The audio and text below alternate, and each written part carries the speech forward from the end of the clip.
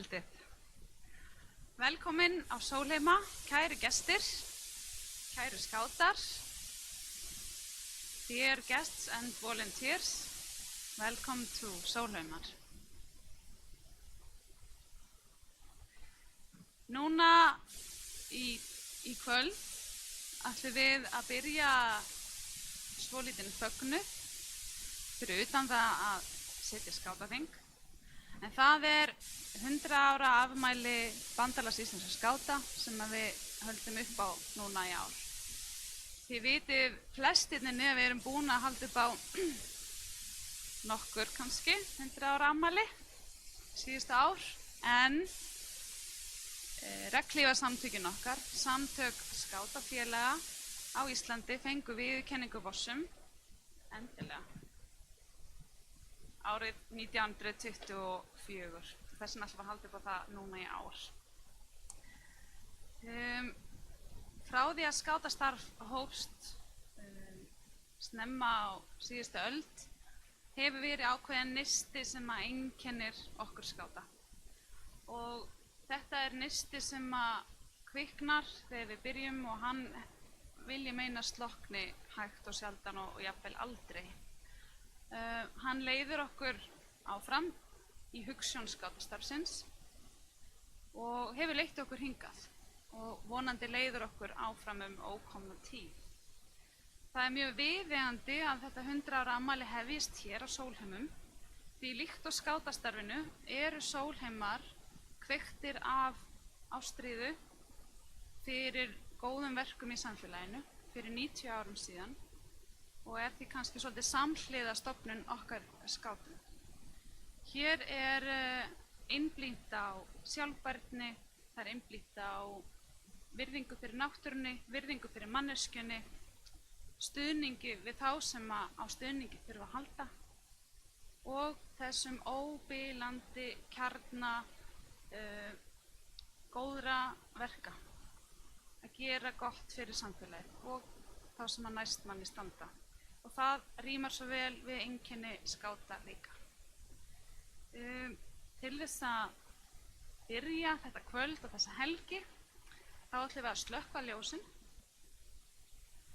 og ég ætla að biðja einn úr hverju skátafélagi að standa á fætur, auk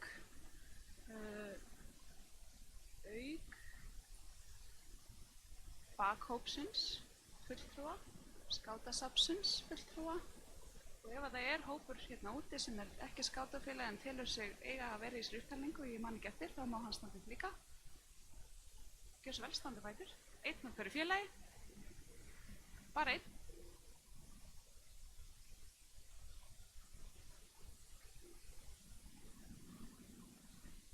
Takk fyrir.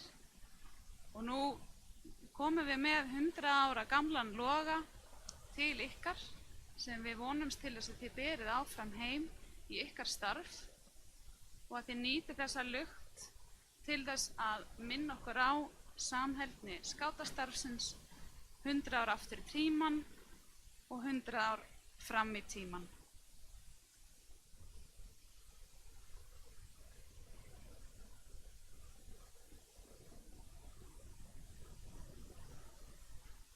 Ég ætla að biðja ykkur að standa með luktina þannig að við sjáum hana.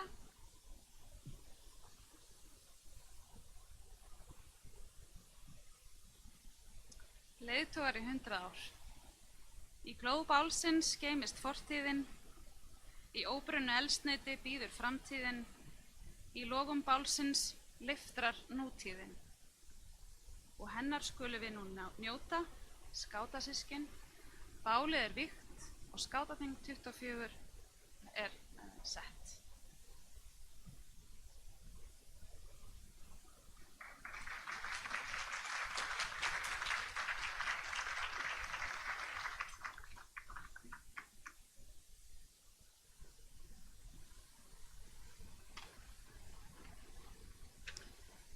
Stjórn leggur til að fundarstjórar í kvöld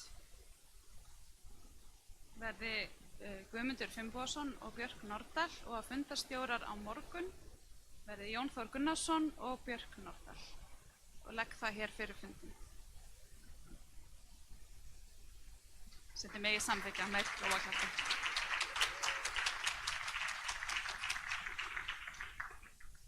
Og við leggjum til að Kristín Hrönn Þráinsdóttir og Benedikt Þorgilsson verði fundarritarar.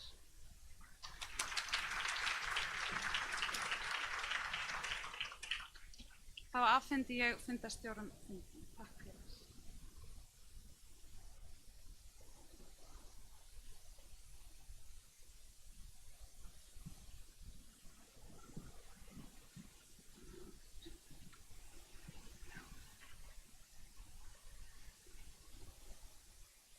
Já, skátaþingi, skátasystkin og kæru gestir, takk kærlega fyrir þetta.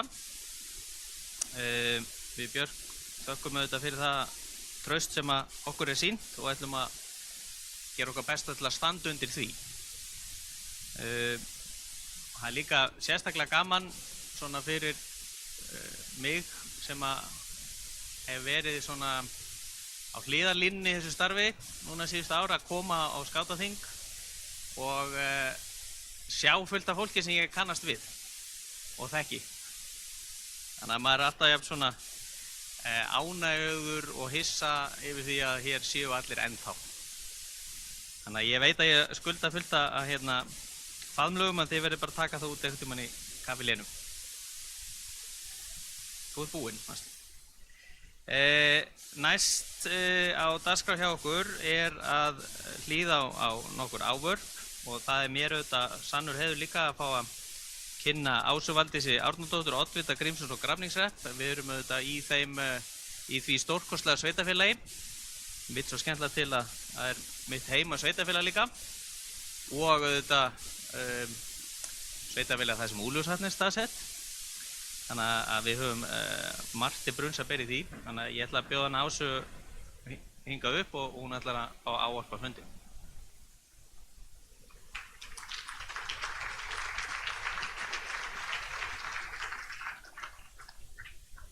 Takk fyrir það, Guðmundur.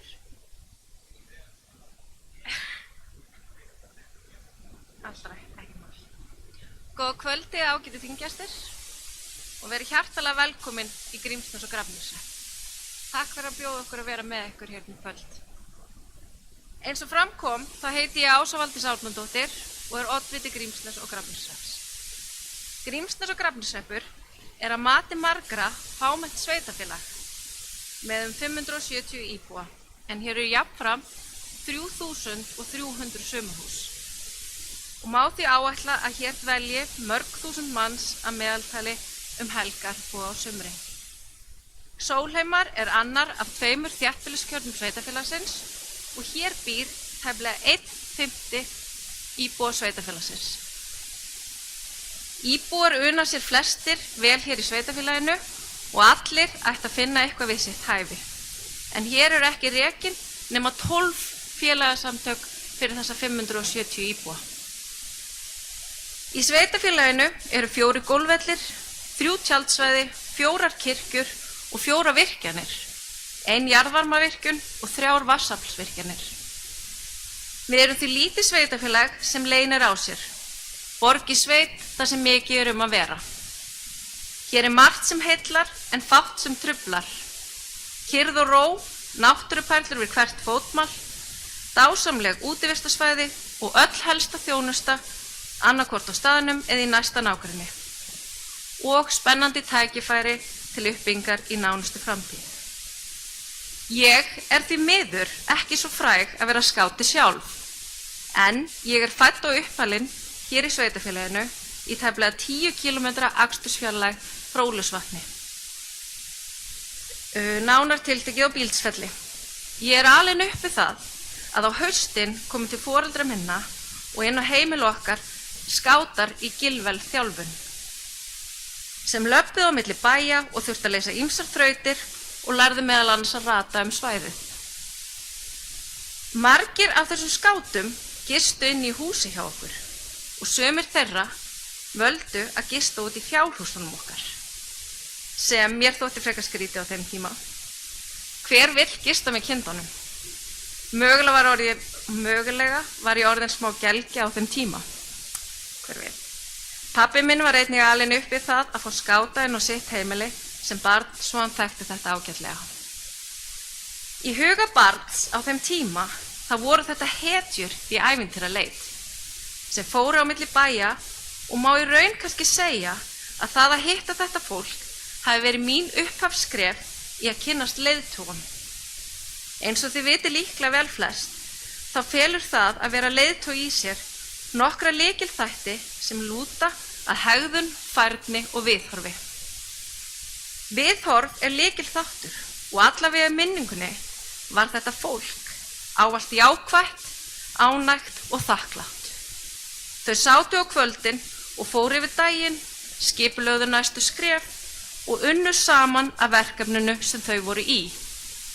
Í huga barns voru þetta jafnframt landkunnur sem fóru fyrir öðrum, lögðu hart að sér, muniði það hart að þau voru tilbúin að sofa hjá kindunum. Þau voru áhugasöm og hvöttu hvert annað áfram. Ég verð nú að viðurkenna að þrátt fyrir nálægð við útilífsmiðstöðina á Ólafsvatni þá þekki ég ekki starf skáta nógu vel, svo ég googlaði Gilvel, vitandi það að Gilvel voru þeir sem komu, að vegum þessa prógrams. Því þráttur að hafa alist upp við að hóparnir hafi komið, þegar ég var barn, þá hef ég í seinni tíð kannski ekki mikið velt fyrir mig Gilvel prógraminu. En við eftirgrannslan, þá fann ég færslu Gilvel leiðtoga þjálfun. Það má því kannski segja að ef Gilvel hefur alla tíð verið leiðtoga þjálfun, þá hafi upplifun mín sem barns ekki verið fjarri þeirri reynslu sem átt að ná fram með prógraminu. Á heimasíðu Bandalags íslenskra skáta segir að skátastarf stuðli að vexti og þroska ungmenna með verkefna leiðarljósi og í starfinu fái ungmennin tækifæri til að öðlast sjálfstæði, hafa frumkvæði, vera lausnamiðuð og verða góðir leiðtogar sem eru ávallt reiðubúnir að veita aðstoð og stuðla jákvæðum breytingum í samfélaginu. Samfélagið okkar þarf vissulega fleiri slíka einstaklinga og því er að mínu mati skátastarf mjög mikilvægur hlekkur í því starfi sem er í boði fyrir ungmenni þessa lands.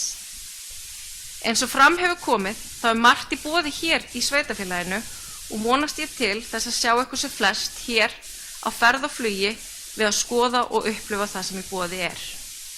Ég vona innilega að þeir njóti dvalarinnar hér á Sólheimum.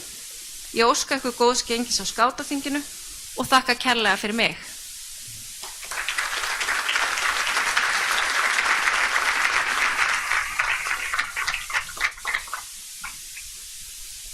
Takk fyrir hlýja orði okkar garð, Ása, og sérstaklega í garð Gilvel. En næst ætla hér að stíga á stokk Valgeir Gestsson, Valgeir Bachmann og Ólafur Hauksson frá skátafélaginu Sólheimum, en þeir eru gestgjafar okkar hér helgina.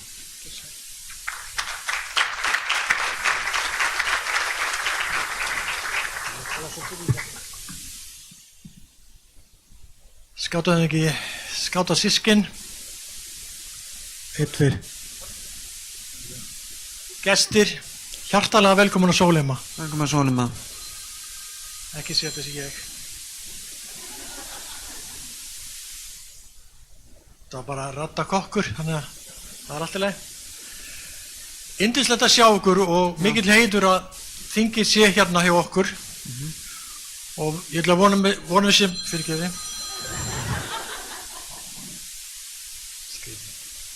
Vona sem ekki að ofdekka ykkur með svona fallegu útsýni, sjáu þið sólina, sjáu þið landslagið, sjáu þið salin og sjáu þið bara hvort annað.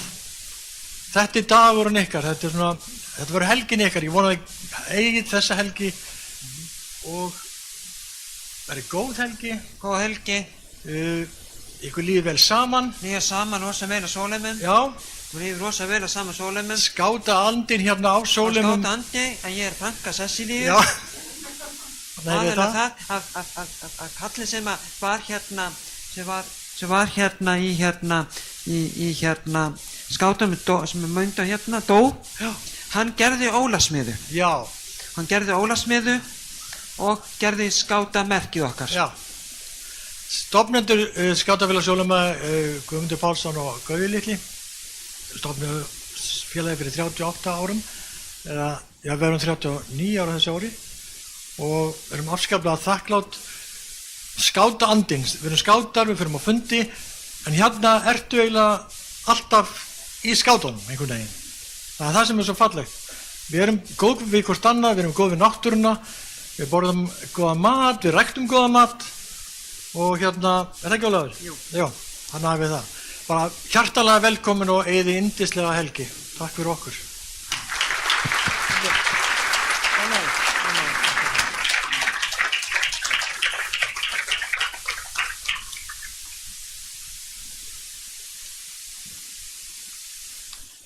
Takk okkur fyrir.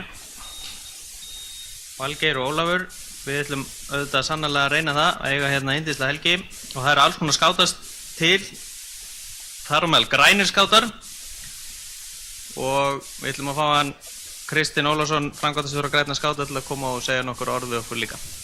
Gjörðu svo vel.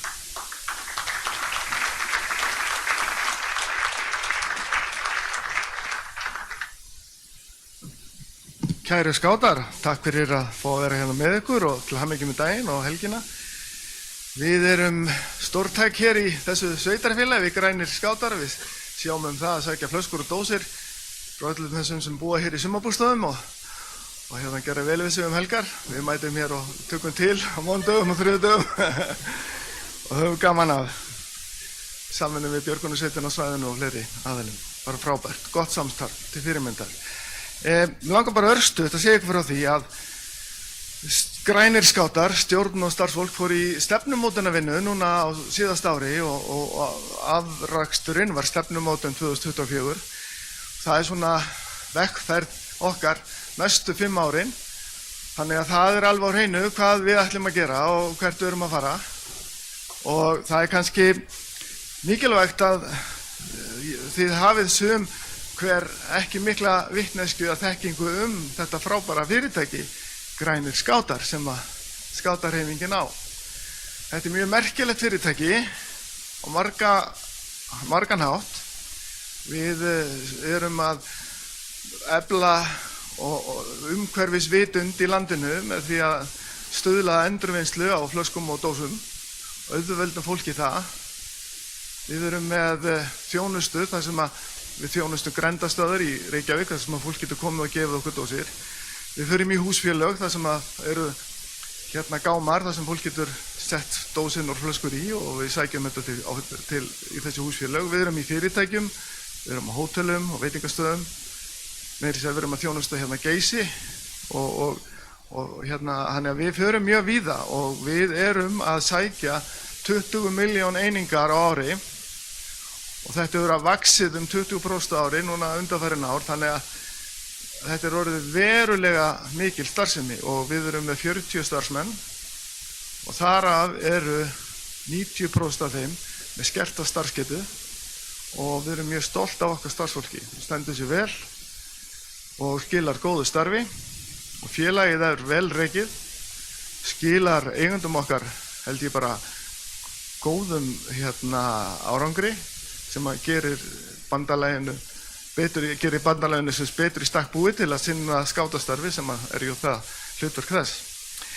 En okkar við erum með 3 svona megin tilgang, 3 þættan tilgang, að styðja og efla skátastarfi í landinu, auka atvinnutæki fyrir fólk með skerta starfsgetu og efla umhverfisvitund og auðvelda þátttöku í hringrásar hagkerfinu. Þetta er okkar hornsteinar og það sem við munum svona fylgja fast næstu 5 árin og nota ýmsa aðferðafræði til þess. Ég mun deila þessu hérna í kaffinu, stefnumótuninni, þannig að þið getið kynnt ykkur græna skáta og fyrir hvað við stöndum og hvað við ætlum að gera næstu árin. En ekki bara það, heldur erum við með smá gjöf til ykkar. Við erum með smá svona pingju sem að þið getið nýtt ykkur. Þetta er merkt okkur, grænir skátar og hvert sinn sem að þið notið þessa pingju undir það sem þið viljið og þá hugsið þið fallega til okkar og alltaf góða starf sem að við leggjum að mörkum. Þannig að bara eigið gott skátaþing og gaman að fá að vera hérna og njótið helgarinnar. Takk fyrir.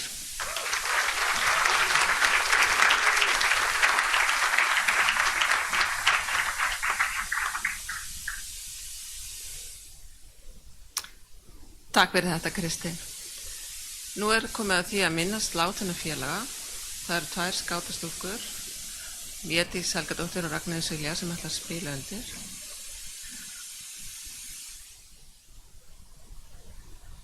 Þær eru bara að koma sér hérna og á meðan þær spila þá ætla ég að biðja að fundamenn að rísa úr sætum og lúta hefði.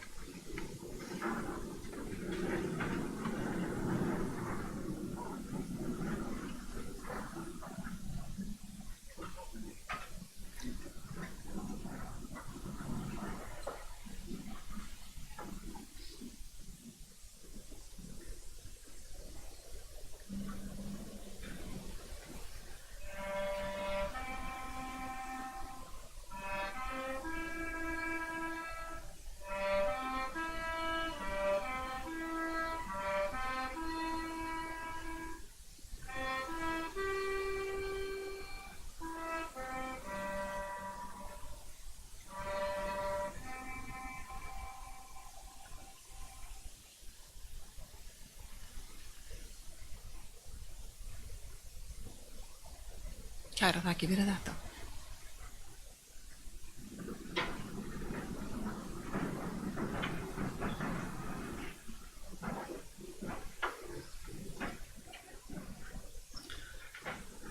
Þá komið að kosningu í kjörnefnd og allsherjarnefnd BÍS. Og það fyrir þetta skátaþing. Og það Guðrún Stefánsdóttir, stjórn BÍS, sem ætlar að kynna það.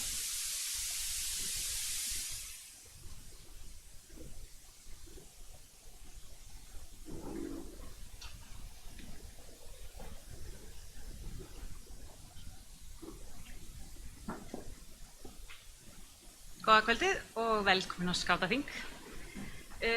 Stjórn Bandalags Íslenska skáta leggur til að í kjörnefnd verði Margrét Rögnvaldsdóttir, skátafélaginu Skjöldungum, Halldór Valberg, skátafélaginu Svani og Ólafur Patrik Ólafsson, skátafélaginu Vífli.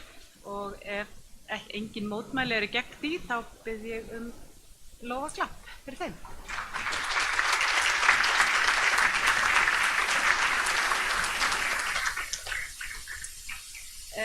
Stjórn BÍS leggur til að í allsherjarnefnd séu Arney Sif Ólafsdóttir Fossbúum, Dagur Sverrisson Ægisbúum, Jóhann Malmqvist Klakki, Jakob Börgel Hraunbúi og Sjöfn Ingvarsdóttir Strók. Ef engin mótmæli eru því, þá bara klappum við fyrir þeim.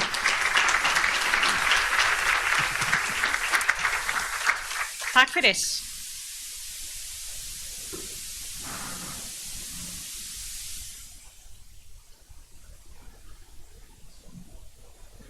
Heyrðu, og kjörnefnd ætlar að fara hérna afsíðis með henni Katrínu og ráða ráðum sínum þar. Við fáum svo niðurstöður kjörnefndar síðar. En í millitíðinni þá höfum við fullt af skemmtiatriðum fyrir ykkur með því bíð eftir þessu. Og fyrst af þeim úthlutun úr styrktarsjóði skáta og ég ætla að biðja hann Þórhall Helgason að koma hérna upp fyrir hönd stjórnarinnar.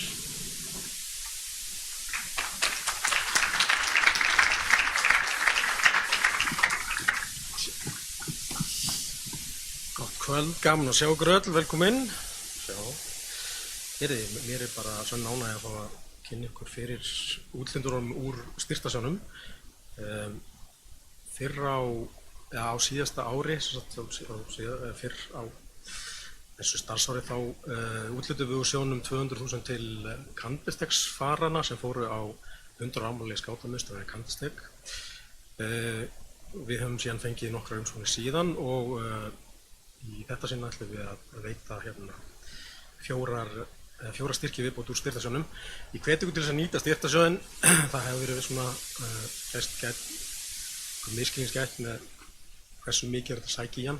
Sæki bara það sem þið viljið eins mikið og viljið og fyrir það sem þið viljið. Og verstu fallið bara hafnað. En peningurinn til þess að nýta ný skátastarf. En allavega, Landimar, Siggi Úlla sendi styrktabeiðni fyrir DS Fimmvörðuháls upp á 350.000 krónur fyrir hópferðið dróttskáta yfir Fimmvörðuháls og við bara erum með glöðugeði veitum þann styrk, þannig að við bara öfunda drótskátana sem að fara í 5-hálsferð með Sigga í sumar.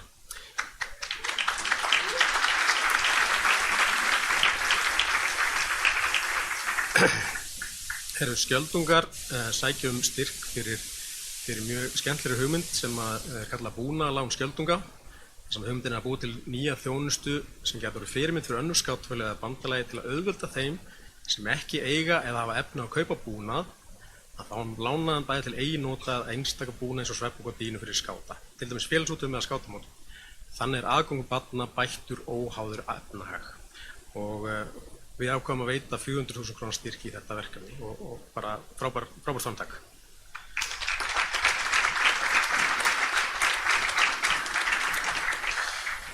Vívill sækir styrk fyrir kynningu í skólum. Þau ætla að kynna skátastarfið í skólum bæjarins og einblína sérstaklega á unglingana, fara í félagsmiðstöður og hefja samstarf við þær og í þetta verkefni ætlum við að veita 100.000 krónar styrk.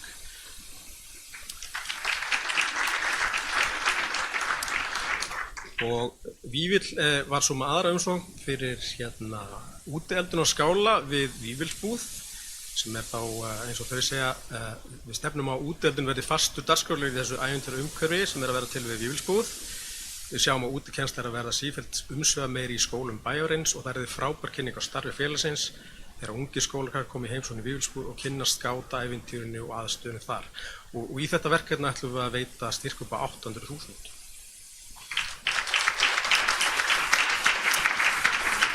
Og já, ég endurtek bara verið duglega að senda inn umsóknir og takk fyrir mig.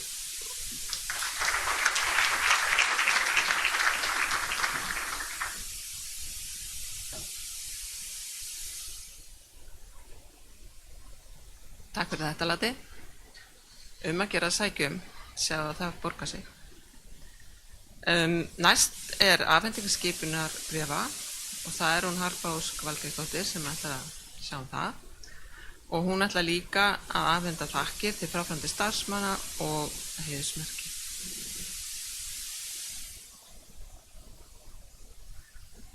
Greinilega leita af heiðursmerkjum.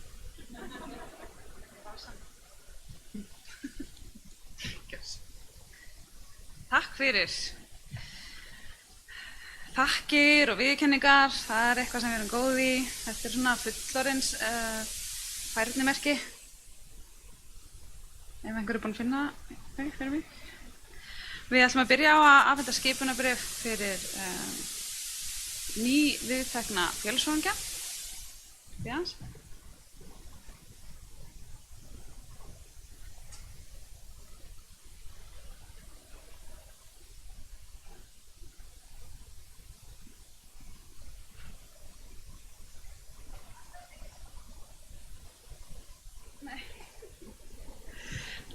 Búið að taka svo vel til hann á bakvið að það finnst ekki neitt. Herri, þá skulum við bara byrja á starfsmönnunum okkar og þeim sem við ætlum að þakka fyrir velunni störf.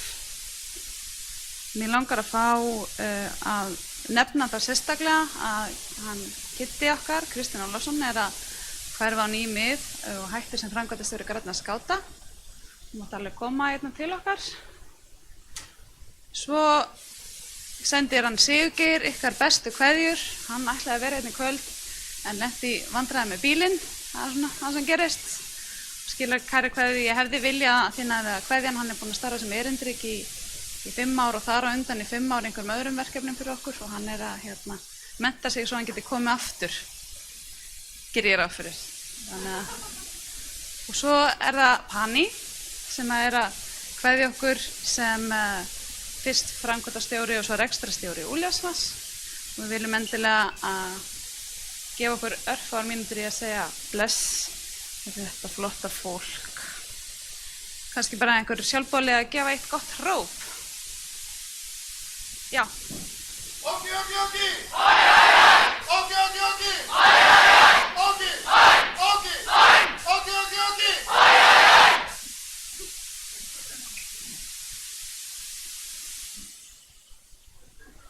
Já. Takk fyrir þetta.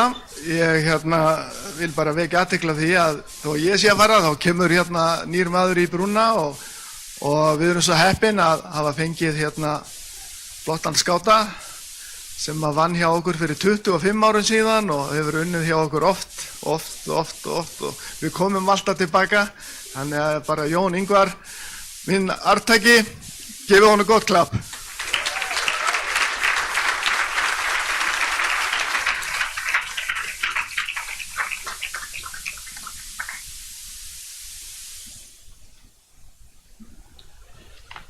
Hi everybody.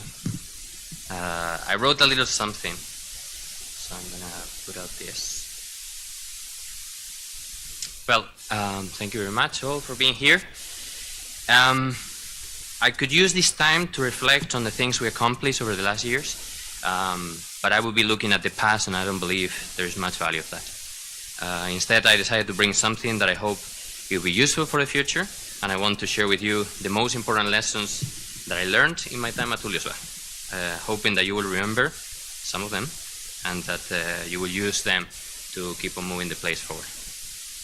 First, I'm going to start thanking the people that were part of my personal journey, and I'm going to start with Kitty and Jacob, who were the first people that opened me the doors for the association, and give me the chance to start here. The first Uliusva board with Saivar and Solveig and Hemi were also some here. And the second one with other people to join, with me or Hulda and so on. The second Uliusva board, I think they joined at the most difficult time. The Beast board, led by Marta first and then Harpa, and especially them two, who I always had a very special, strong bond with them. Since I started, I always found people that were willing to talk to me about Uliusva. Sigurd was always a person who brought so much history and context to my thoughts, and as well as Eyet and Eya, who are not here today. Not to forget that Gumi, who gave me great advice, of a person that has been in my position in many moments, and Elin Esther, who sat with me in many uncountable coffees and support me when nobody sees it, right? And Erika Ek, and her very deep understanding of Uliusva and volunteering. Benny, and our dinners together and talking about business and strategy. And if I'm getting a bit emotional, guys, that's just me. Yeah. And Ragnar and Ragnar Silja were also somewhere around there for showing the support needed while making fresh pasta at home. Or Rafkel, I don't know if he already came from Kosovo, who joined me in many philosophical coffees. The Fantastic Four, David, Valor, Arne, Reiner, joined by Ayer later, who, by the way, I'm taking to Switzerland. You guys, sorry. Helga and Raki, for supporting me in my role and me as a person.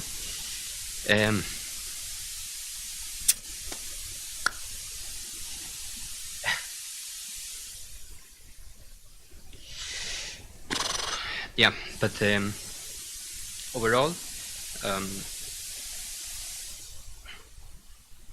there is 4 people that took a very special role.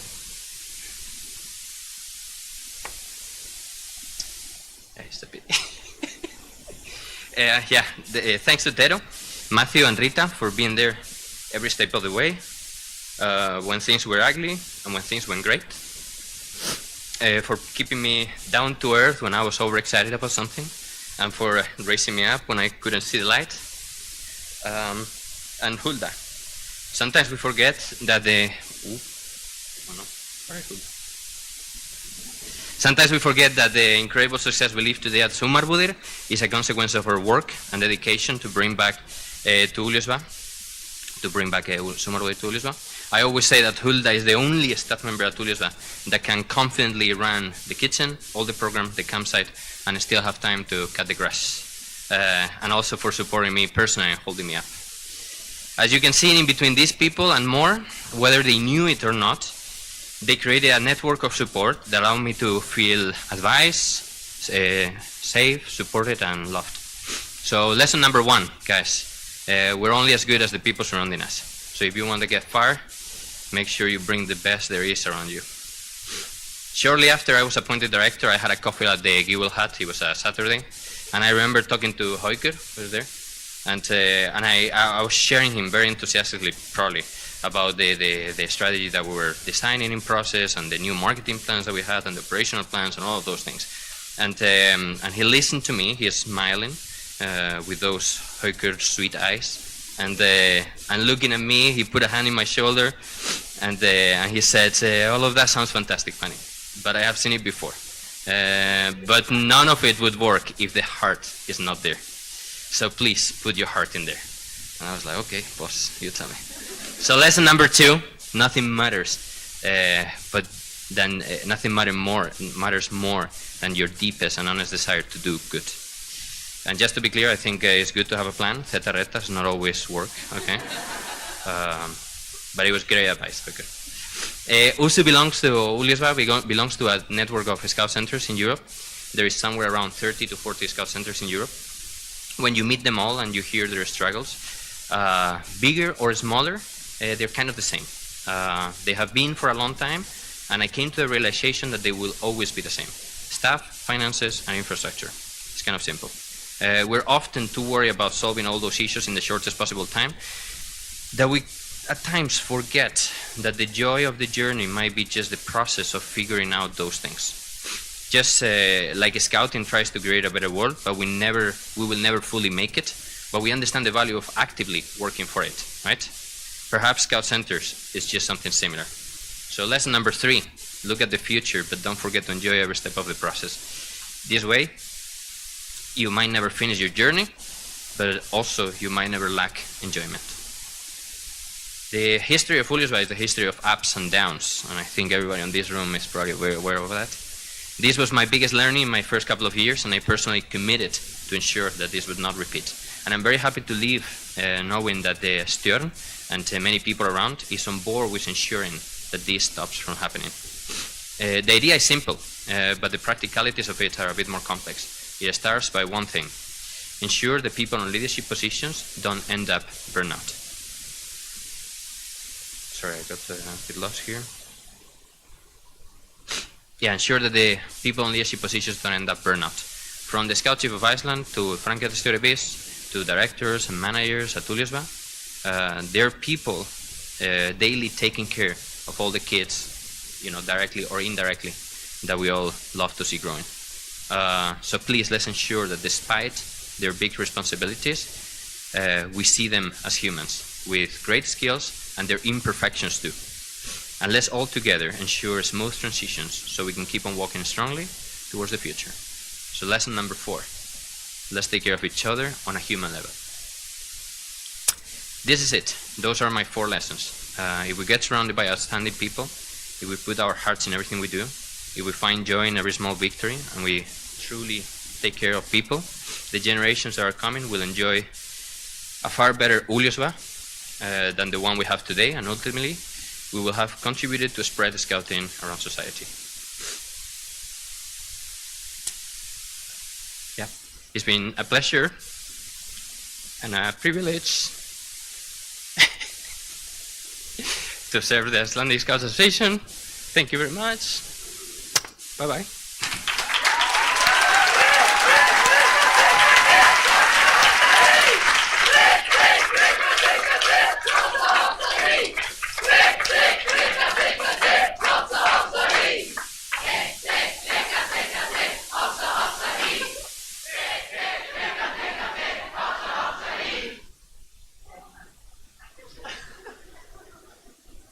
Þið munið að knúsa hana í kaffinu eftir. Þá ætlum við að fagna nýjum félagsforingjum. Það þú að lesa? Einni bunu, skipunarbréf til félagsforingja með öllum réttindum og skyldum sem lög og reglugerðir félagsins og BIS kveða á og sem að fá hérna upp. Aldísi Líf Vigfúsdóttir, skátafélaginu Garðbúð.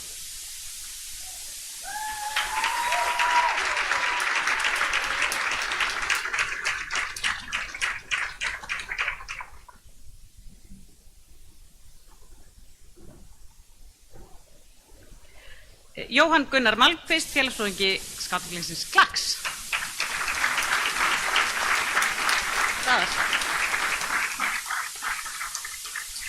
Katrín Auðbjörg Aðalsteinsdóttir, félagsforingi Skátafélagsins Heiðarbúa.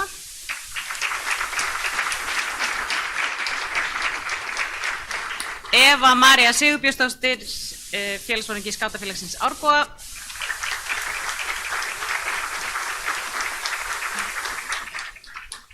Urður Björg Gísladóttir, Skátafélaginu Vífil.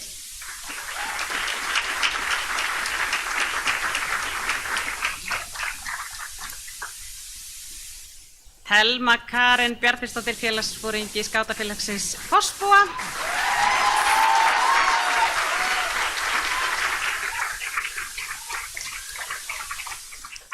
Ísak Árni Eiríksson Hjartar, félagsforingi Skátafélagsins Mosverja.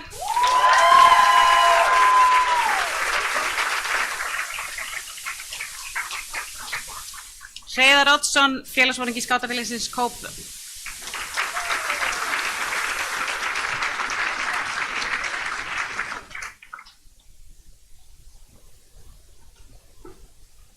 Myndataka.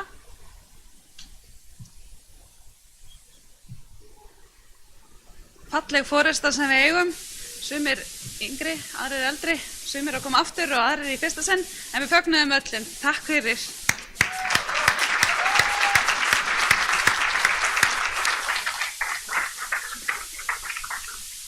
Þá langar mig stuttlega að tilkynna breytingu á alþjóðafulltrúa BÍS til Vossum og Vax, ekki til Vossum en til Vax.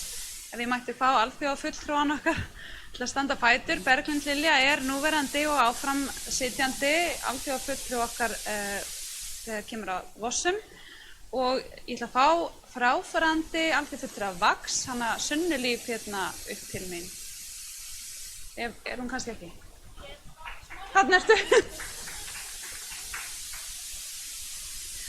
Og við skulum fá þá sem ætlar að taka við af henni, sem hún góða Egli Sirvitsjúte, koma hérna og þannig að við getum myndað hérna formlega skiptin. Já.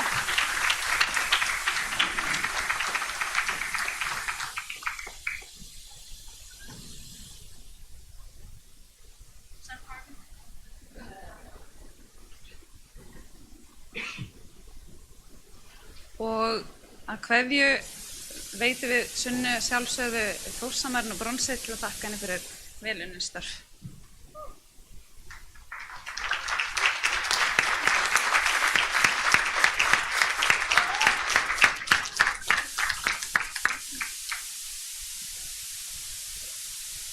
Velkomin Egli. Þú var ekki neitt.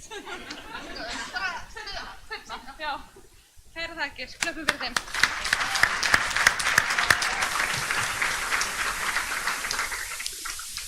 Þá komin liður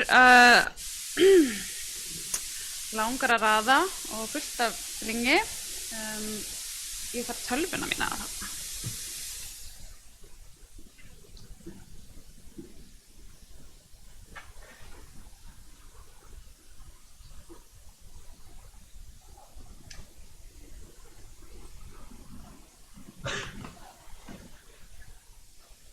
Við ætlum að byrja á að þakka góð störf tveimur fráfarandi stjórnarmönnum BÍS sem Huldar að haflata upp.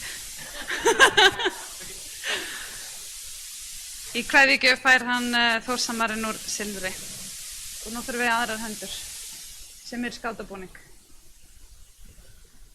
Af því að Latti getur ekki gert svona mikið einu. Það bara 2 hendur. Og Vigdísi Fríðu sem líka kveðja okkur þetta sinn. Vigdís Fríða.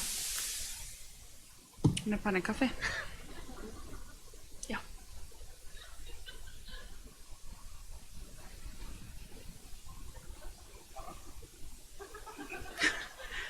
Við erum að kveðja þig, Vigdís mín. Já.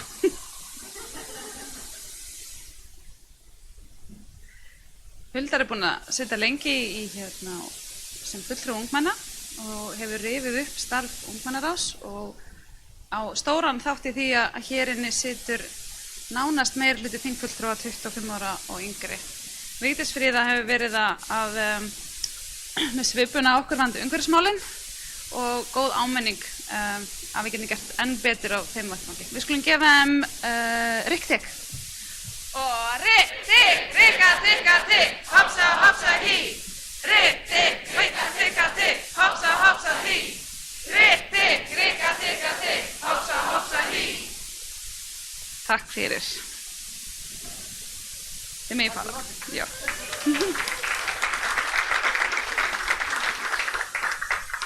Þá ætla ég að lesa upp smá runu. Hér eru bæði fráfarandi félagsforingjar og aðrir tilnefndir fyrir Þórsamann bronsi. Sigurgeir Bjartur sem er ekki hér í dag. Hann fær það við betra tækifæri. Þau sem er ekki viðstödd langar með að biðja félagsforingjar nálgast okkur eftir og ná í merkin þeirra, þannig að þið fáið þau örugglega við gott tækifæri. Heiðarún Ingibjargadóttir, skátafélaginu Farfuglum, ég held að hún sé ekki hér. Þórdís Hrönn Halldórsdóttir, skátafélaginu Klakki. Daði Már Gunnarsson, skátafélaginu Árbúum. Hér er tilnefnd Rakel Sif Magnúsdóttir, skátafélaginu Ægisbúum. Gjörðu svo vel að koma bara öll upp. Tumi Snær Sigurðsson, skátafélaginu Klakki. Elías Þórgnísson Dýrfjörð, skátafélaginu Klakki. Og ég sé að hérna vantar Sebastian í skjalið mitt, en hann var líka tilnefndur, skátafélaginu Klakki.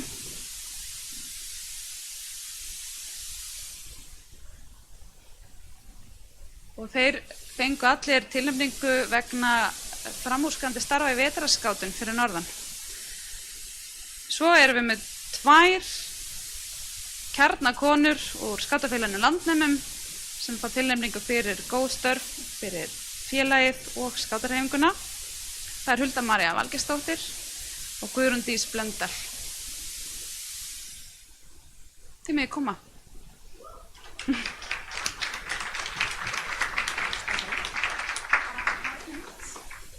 Hvar er Rita?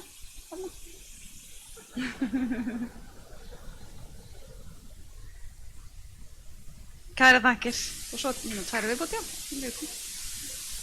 Nei, þá var þetta bara villust í einhver annar samið. Þið með bara afhenda þetta. Já.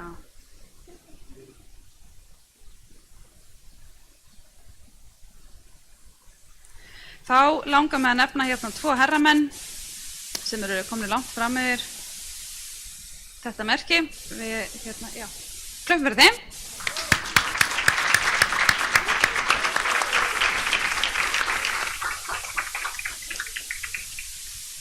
Það eru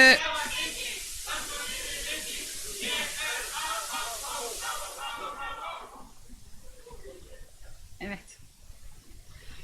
Þá langar mig að kalla á svið, ef þeir eru hér viðstaddir, Guðmund Pálsson og Helga Jónsson. Þeir eru í kaffi. Þeir eru bara hvorugur hér. Þá hættum við þetta. Þá það næst. Þá langar mig að taka upp eina svona heildarafhendingu og það eru þeir skátar sem voru í forystu fyrir okkar hönd í ferð okkar íslenskra skáta á alheimsmóti í Suður-Kóreu. Þar sem að hver og einn í þessari ferð og ekki síst þeir sem að báru ábyrgð á ferðinni þurftu að taka á sig töluverða mikla óvissu, töluverða miklar breytingastjórnun, breyting á væntingum og ég held að við getum fullyrt að þetta hafi verið mest krefjandi ferðin sem við höfum sendt frá okkur. Það hefur verið til siðs að veita þjónustumerki fyrir fararstjórn, en við viljum veita fararstjórn Þórsamarinn úr silfri, sveitaforingjum Þórsamarinn úr bronsi, fyrir utan 2 sem fara upp í silfur af því þeir hafa fengið bronsi áður, og þjónustumerki afhendum við öllum IST-liðum sem fóru í ferðina. Þá vil ég bara byrja hérna á fararstjórninni. Þar erum við með Guðjón, Hrafnhildi Ýr, Ingimar Eydal, Evu Írisi og Evu Maríu. Klöppum fyrir þeim.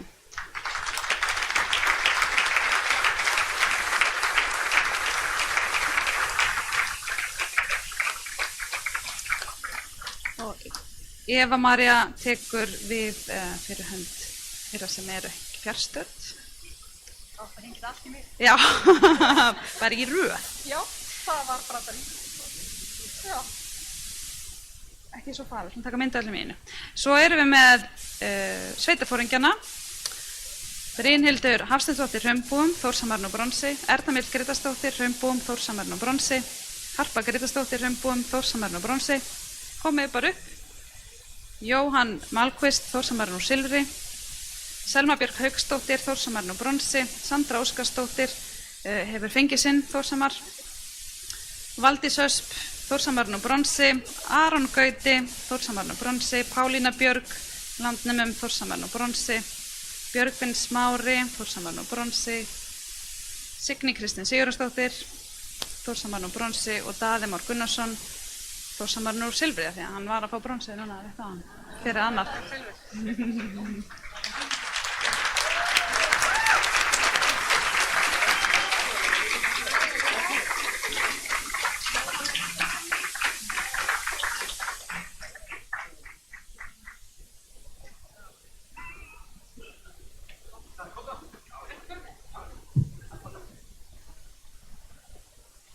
Og einnig ætlum við að afhenda Valdísi Hauksdóttur skjöldungum Þórsamarinn og bronsi en hún var fylgdarforingi.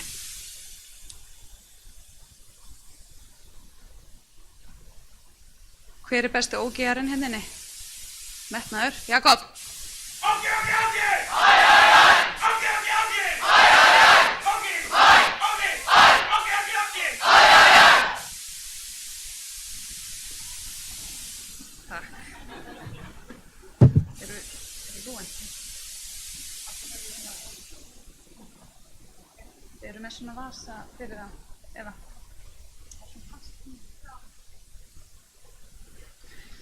Þá held ég að við erum búin með listan. Hvað segir þið? Djók. Ég fór línuvillt. Þá er að sjálfsögðu það hinir dýrmætu IST-liðarnir okkar sem að mættu á mótið áður en að nokkuð var tilbúið. Engin tjöld, engin matur, engin klósett eða það bil. Og þau fá þjónustumerki BÍS úr gulli. Það er Arnþór Ómar Gíslason, Bibba Thomsen, Björn Jóhann Gunnarsson, Brynhildur Þórhalsdóttir, Brynjar Ingi Ágústsson, Brynjar Óli Barkason, Daniel Eiríksson, Freyja Guðmundadóttir, Ísold Vala Þorsteinsdóttir, Júlía Jakobsdóttir, Kári Kjartansson, Sigrún María Bjarnadóttir, Sóley, Ann Jónsdóttir, Sunnadís Helgadóttir, Svanhildur Ósk, Sigurðardóttir, Þóranna Ír Guðgeirsdóttir. Þetta eru hetjur.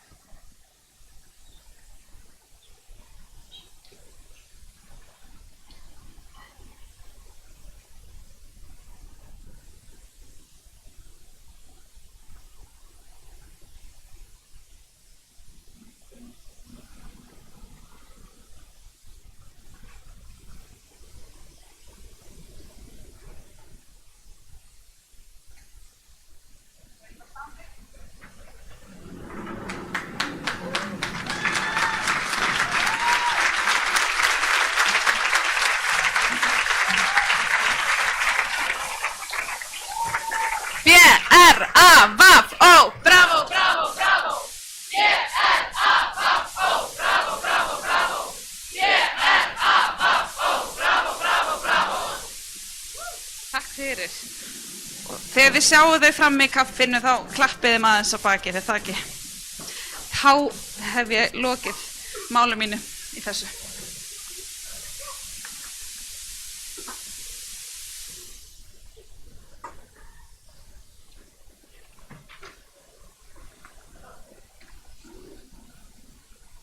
Þakka fyrir og ykkur öllum að sjálfsögðu sem að voru hér að fá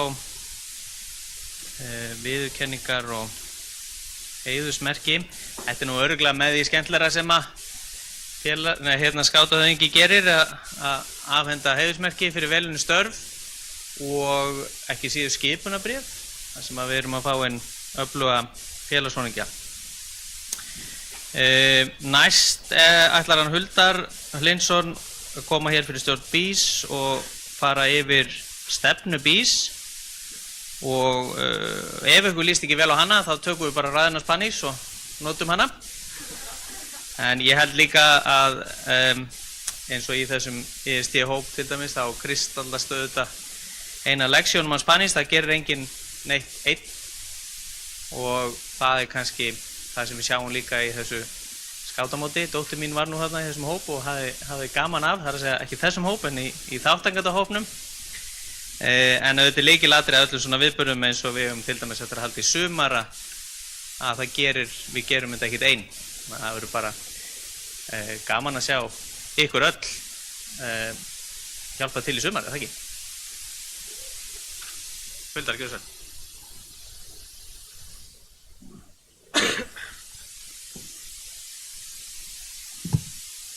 Alrighty, wow. Einmitt. Heyrðu, það má koma að næstu klára. Frábært. Hérna, ég vona að þið þekki stefnuna að ykkur leyti. Ég veit að það er ekkert allir sem eru að grúska henni jafn mikið að við. En hérna, stefnuna okkar færðin til framtíðar. Hún skiptist í 3 meginstóðir. Fyrsta er fólk, það er sér. Og fólk markmiðaflokkurinn snýst um þetta að skátarnir bjóði sjálfboðaliðum og starfsfólki upp á heilbrigt og uppbyggjara starfsumhverfi og það er ýmisleg markmið á mælikvarða, mér finnst mjög gaman á mælikvarða við getum talað um það eftir. En hérna bara svona alltaf stikla eins og því sem við erum búin að vera að gera undanfarin ár í átt að stefnunum okkar. Þá eru til dæmis hérna 10 félög komið með markmið og stefnu fjölgun sjálfboðaliða og foringja og skáta í félaginu sinni. Þannig hérna ef þið eru ein af þessum 10 félögum, vel gert þið. Ef þið eru ein af hinum félögunum, vinsamlegast komið í gang. Svo hérna voru farfuglar stofnaðir, við erum öll ótrúlega ánægð með þá, elskum farfugla, þau eru á landsmót, minni mig, þannig að ég hlakka mjög til að sjá þau þar. Og heyrðu, já, fyrst að þið eru hérna Ása og einhverjir úr Grafnings og Gríms og Grafningsnesi, einmitt, ásakið. Þá hérna, ég var 20% af sveitafélaginu hérna í Sólinum, það var alveg pláss fyrir hina 80% að koma í skátarna líka sko, og vantar fleiri skátafélag á landsbyggðinni. Sjálfboðaliða stefna fyrir vinnslu, það komin mannustefna fyrir Úlfljótsvað, það var fullt af verklýsingum komnar á verkfærakistuna á skátarni.is, mjög gagnlegt sérstaklega ef þið eruð að byrja starfsárið, þið getið notað þetta í haust og til að undirbúa ykkur, það eru sjálfboðaliða samkomulög og ráðningarsamningar fyrir starfsmenn, svona sniðmót, mjög hentugt. Það var samt út ánægjukönnun einu sinni í fyrra og það var samt hana 2 ári og við gerum það í ár. Þar kom fram að 44% af skátum eru mjög ánægð með hérna, þjónustuframboð skátamæðistöðurnar, geggjað. Siðareglur og viðbragðsáætlun, meðvitundurinn er mjög mikið það, við erum öll á verndum þau og skátaskólinn með fullt af námskeiðum sem allir eru að sækja vel, þannig það meira eftir. Og það er fólkflokkurinn okkar. Já, þá er næstu flokkur færni.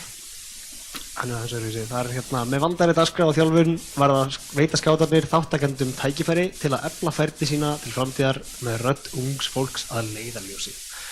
Við elskum ungmenni. Það er ýmislegt búið að gerast líka, við erum komið með dagskrárrammann, þið þekkið væntanlega öll hérna PGM, þið veitum hvað það stendur fyrir.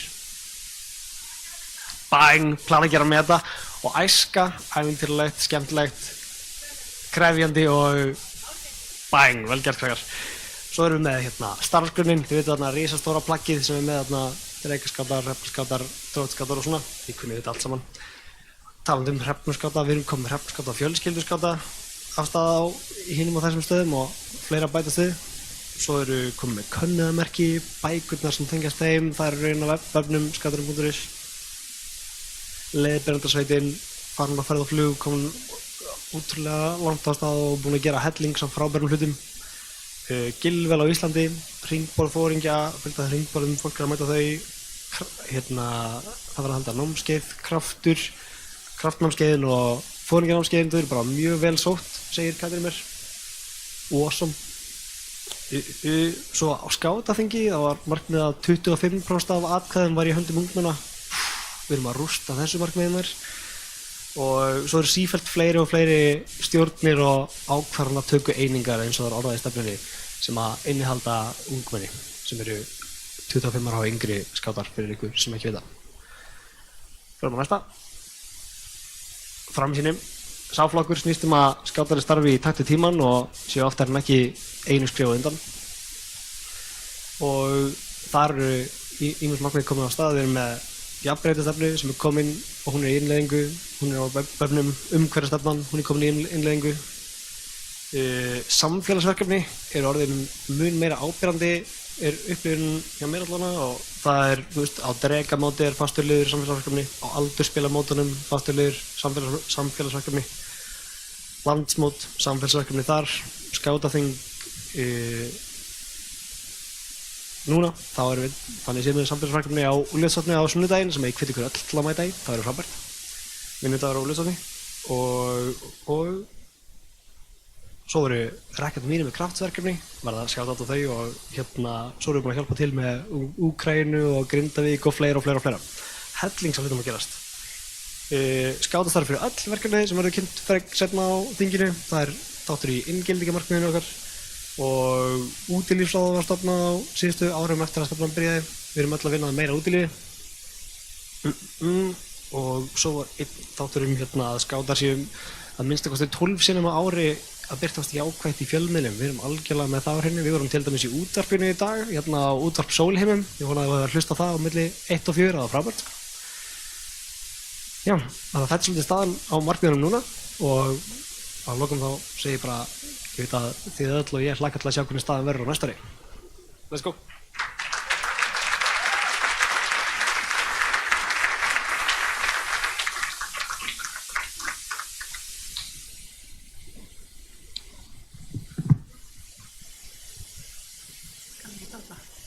Takk fyrir þetta, Huldar.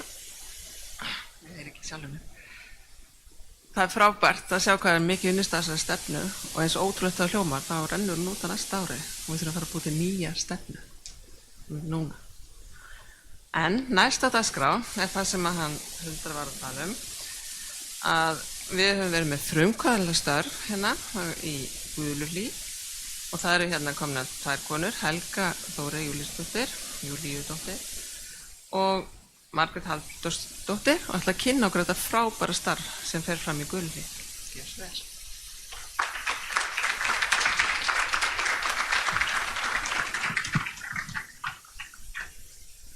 Komið sæl, kæru gestir og skátasyskin hérna í salnum. Ég er komin hérna núna sem sveitafóringi í skátastarfi sem við stofnuðum í Guðluhlíð.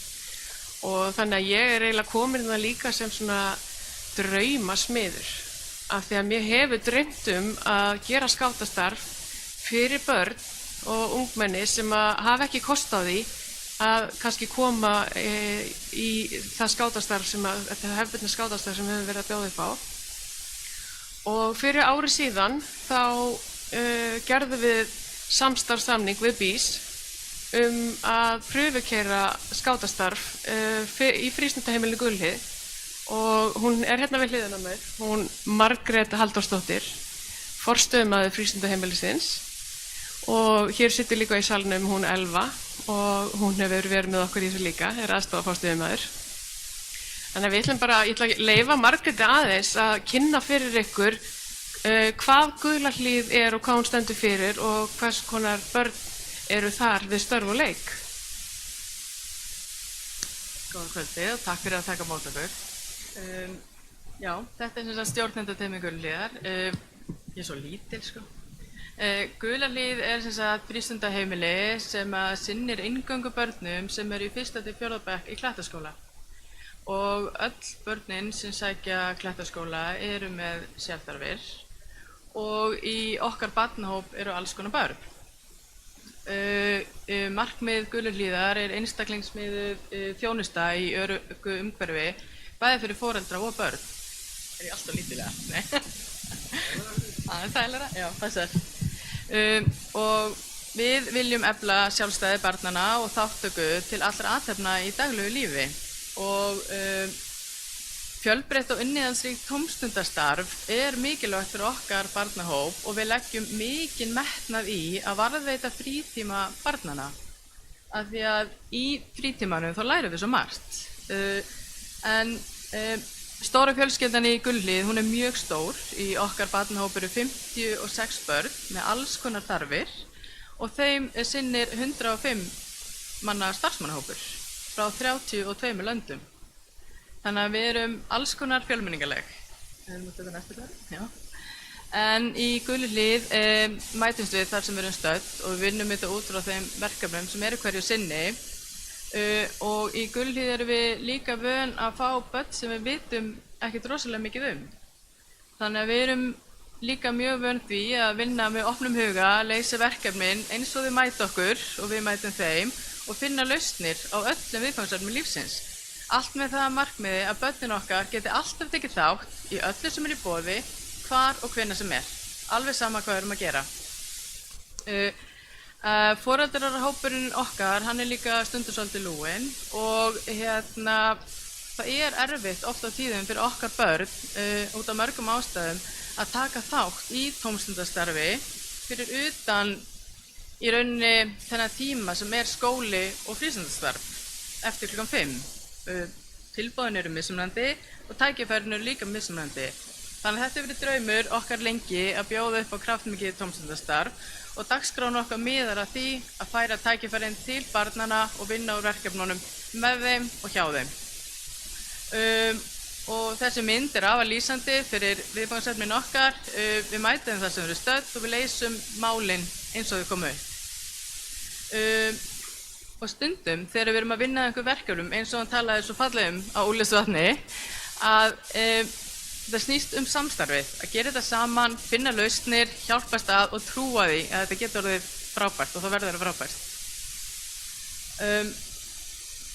Skipulagið á skátafundunum, þú kannski lýsir því bara? Já, skal ég hoppa inn? Já.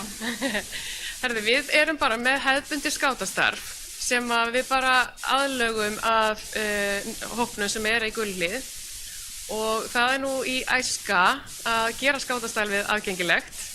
Og með starfsmannahópnum sem er í Guluhlíð og náttúrulega fólkinu sem stýrir skipinu að þetta er ekkert einfalt. Það er ekkert eins og ég mæti einu sinni í viku með skátaklúbur og segja jæja, nú ætlum við að tjalda í snjónum. Þetta var alls ekki einfalt að gera það. Heldur hefur við þurft að undirbúa starfsmannahópinn og þetta byrjaði þannig að við kynntum þetta mjög vel fyrir starfsmönnunum að við værum að fara af stað með verkefni að setja á laggirnar skátastarf og við sögðum mjög ítrekka við starfsfólkið að það yrði ekkert skátastarf nema með þeim og að þau varu jafn miklu þátttakendur í skátastarfinu eins og börnin og það hefur bara gengið alveg ótrúlega vel að virkja starfsfólkið í að taka þátt í skátastarfinu. Og þegar ég mæti einu sinni í viku með skátaklútinn og skátaklútakassan og hátalarann og spila alltaf sama lagið að þá þyrpast allir, í Guluhlíð eru 4 hús og það þyrpast allir út. Þó svo ég labbi í öll húsin og sæki börnin. Það er Lari leið, Inga Bauer sem spilar. Þetta er kannski spila fyrir ykkur. Hvernig spila? Já. Nei, og þetta er, við höfum náttúrulega bara aðlagað dagskrárpakkann þannig að við getum boðið þeim upp á að gera sem fjölbreyttasta hluti og við leggjum upp með það að starfsfólkið geti leyft börnunum að gera sem mest sjálf.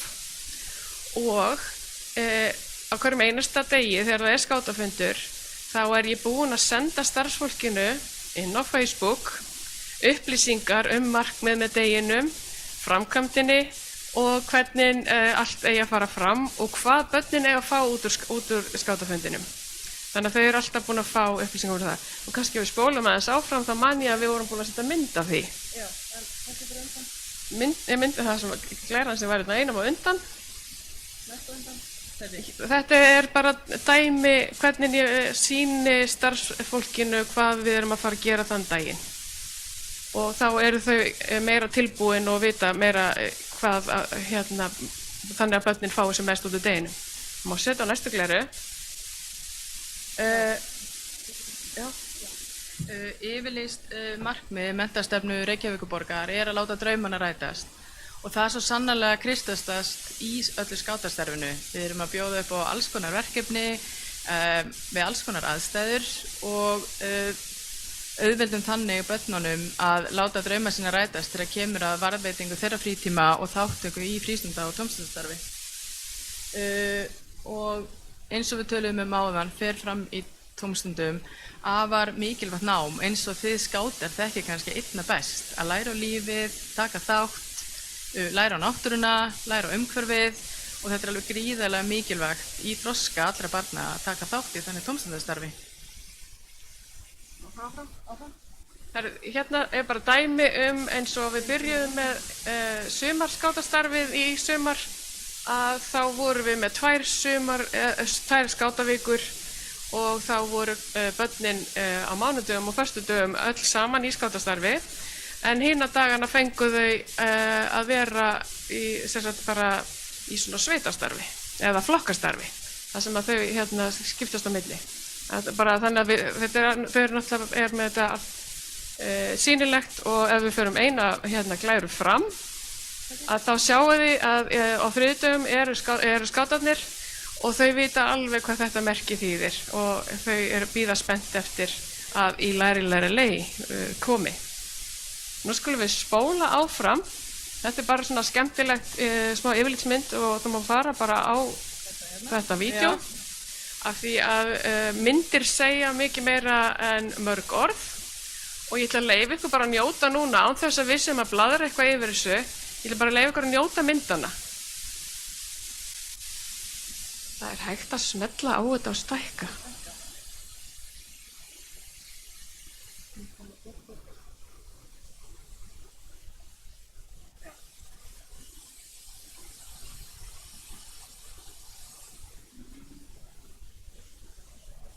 Þetta bara fínt svona. Þið sjáu þetta. Þið sjáu þetta, já.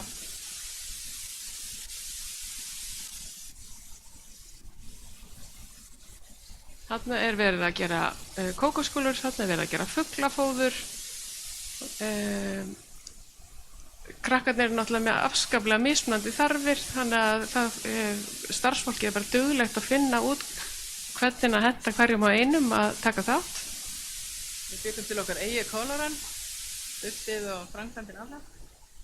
Við endurnýtum skátaklúta af ýmsum mótum. Fengum landsmótsskátakassan lánaðan. Vígjum reglulega starfsmenn.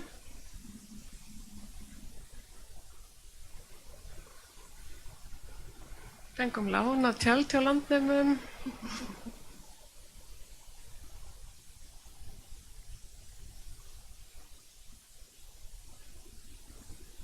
En það svo sem gaman að segja það að fólk hefur oft hort á okkur og spurt okkur, eru þeir ruglaðar? Eða hvað að ykkur núna? Þegar við erum að kveikja eld og við erum með 53 mjög mikið fötluð börn, en með því að undirbúa starfsfólki svona vel og þá erum við líka bara með eldverði og fólk þarf bara að gæta ofsalega vel án þess að komi niður á því að börnin geti gert sjálf það sem við erum að vinna með. Sjáðu haminguna á myndunum, sjáðu hvað þetta er gaman. Þarna var verið að búa til sveitarfána. Bara á bát.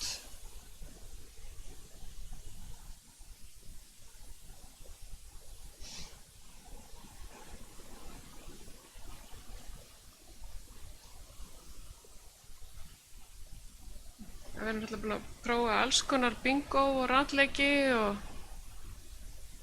já.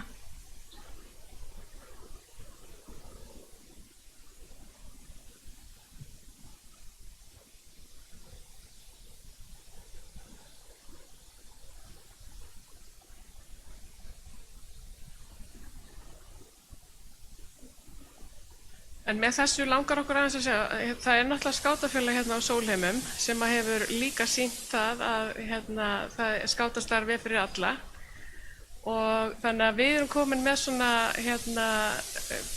fyrstu kannski hugmyndina því að það er líka hægt að gera skátastarf fyrir öll börn og þar sem að það er ekki hægt að gera endilega að láta skátana mæta einhvers staðar þá bara komum við til þeirra og bjóðum þeim skátastarfið og þau eru öll ofsalega stolt af því að vera skátar. Þau byrja ekkert á að gera neitt á þess að fá klútinn og bíða í röð eftir að fá klútinn.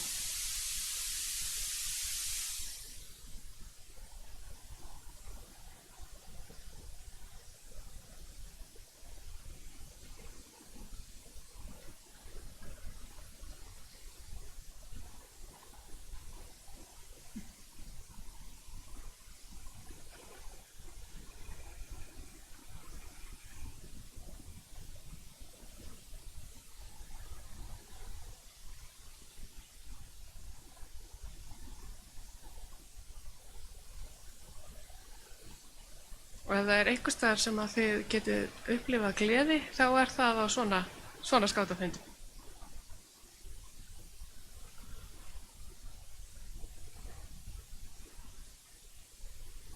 Það hendar ekkert öllum að beygja sig alveg niður að eldinum, þannig að við erum búin að finna alls konar útfærslur á því hvernig það er hægt að leyfa öllum til dæmis að grilla sykurbúða.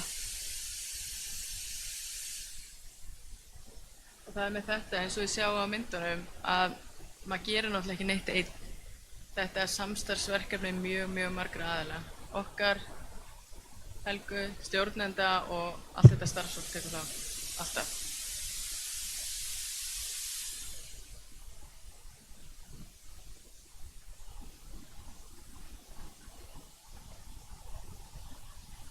Þarna fórum við á tjalda í snjónum eins og þið sjáið og fólki fannst ég svolítið djörf að fara að rífa upp sumarbúnaðinn að vetri til en öllum fannst þetta meiri háttar þegar þetta var komið í framkvæmd.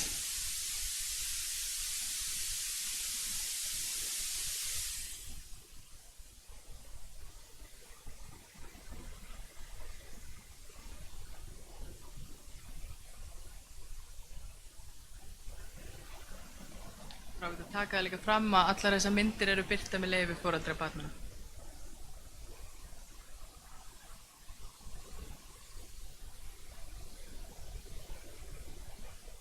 Já. Kærar þakkir. Takk fyrir okkur.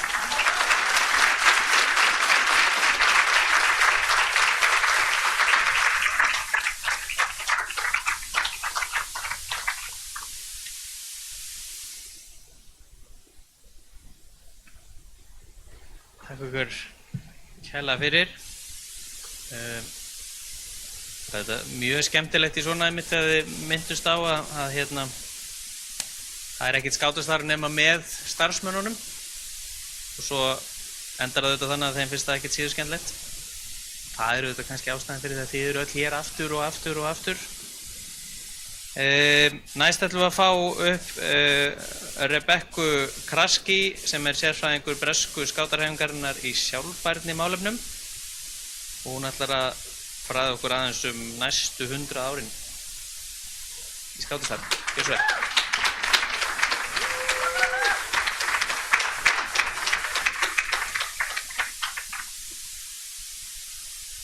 The room looks big from here. Thank you so much for inviting me here and welcoming me. What a hard act to follow, those amazing photographs. So I'm Rebekka Krask, and I apologise, I know no Icelandic apart from hello. So hi, but that's it. Please let me know if I'm speaking too quickly or if there's anything that you don't understand, and I'll explain. So as you celebrate the amazing 100 years of Scouts Iceland, and the amazing work that you all do, it's only natural to think about the future and what comes next. And over the next 10 or 15 minutes, I'm going to share some of my insights from working in sustainability, both for Scouts, but also throughout my career, that hopefully can help give you ideas and support your thinking for your next 100 years. So, there's amazing opportunities in the world today, amazing innovations in medicine, in technology, and rapid changes across lots of areas. We have changes in politics, in finance. These rapid changes put pressure on our organisations, but they also bring amazing opportunities. But those rapid... sorry, I keep forgetting I need to look that way. Sorry. So, these rapid changes put pressure on our organisations. They also put pressure on our systems, our political systems, our communities, ourselves, and also our natural systems. How, as organisations, we face these challenges, but also embrace these amazing opportunities, is the defining challenge of this century. How can we move forward, move together, and really tackle some of these issues? A change in one of these areas will cause a ripple effect in any of the others. We know there's some that we can see. For example, we know we have extreme weather with changes in our weather patterns. So we have a change in an ecological system, which we know is caused by human behaviour and the way we run our businesses. So we can see some of those changes. There's other changes we can't see. For example, young people that can walk out to nature within 5 or 10 minutes have much stronger, healthier bones, and they have much better well-being. Something we probably all know, but actually science tells us that as well. So there's changes we can see and changes we can't see. How we tackle the challenges, how we embrace these opportunities, as I say, is this defining moment for our century. And the reason is these are the 3 pillars of sustainability. How we govern our organisations, how we run our businesses, people and communities, and how we look after ourselves and the natural world around us. Oh, sorry, too quick. Nearly. So, the natural world around us. I say these are the 3 pillars of sustainability. Sustainable development is defined as development that meets the needs of the current generations without harming the ability of future generations to meet their own needs. So I'll say that again quick. It's development that meets the needs of current generations, everyone here, without harming the ability of future generations to meet their own needs. I would say, and lots of other people agree, that actually we've already missed that chance. There's many people in our current generation who aren't getting their needs met. Young people being pushed economically out of the system, climate refugees, and the list could go on. So actually, what do we need? What's that step that we can take? It's rethinking and regenerating. We repair, we regrow, we rebuild the systems around us that are struggling. Regenerative change. Rethink, repair, regrow. Brilliant. Everyone's on board. It's kind of what the Scouts do anyway, right? Yeah? You're experts at it. But how do we change that into the whole organisation and actually the wider world around us? And thinking of that next 100 years, how do we do more, do better? Because there's always opportunities for us to do more and better. Next slide. Brilliant. So when we look out and we think, right, we want to do better, we want to do more, we want to embrace this rethinking and regrowing, often what we do, and this has been found across lots of industries, lots of different community organisations, is that we pull everyone together, we get good working groups, we get dead excited, we clap on a head torch and we think, right, we're going to look for that thing. There's something that we know, there's that one thing we can do. Let's go, let's find that thing. And there's a leadership speaker called Parker J. Palmer who imagines this hunt for this special thing like organisations looking for a wild animal. So say we get all excited, we get our working party together, we put on our head torches and we go off, looking into nature for this answer, this pathway forward. But as we go crashing forward with that enthusiasm, with our head torches on, just like any creature, actually, it disappears. It hides the noise, the bright light. Actually, what we need to do when we've got our head torches on is actually stop and think. Because by going out looking for the answer and looking for the change, looking for that technology, or looking for that extra bit of study or that new bit of funding, we blind ourselves to what's actually around us. So we need to turn off that head torch. We need to stop. And part of really what you're doing already here today and over this weekend is stopping and reflecting. Actually, where are we now? When we turn off that head torch and reflect, we have a better picture of what's around us. And I'm sure it's ingrained in all of you that you go on an expedition, and when you're lost, you stop and you take stock. What's the health of my group? What's the health of my team? How are we all doing? But also, really importantly, we can see what's around us. We see outside of Scouts, we see just beyond our group, and we can check in. So that's the first really important thing we need to do to get ready to have this moving forward and sustainable future, is we need to stop and reflect. The next step is actually to look backwards. The amazing resources, the skills and the wisdom that have come with you to get to this point. Make sure we bring them too. Sometimes they can get lost. I think, as you mentioned in your speech, sometimes we can lose that wisdom from the past in that excitement about moving forward. So check where we are, check our health, but bring the wisdom from the past with us too.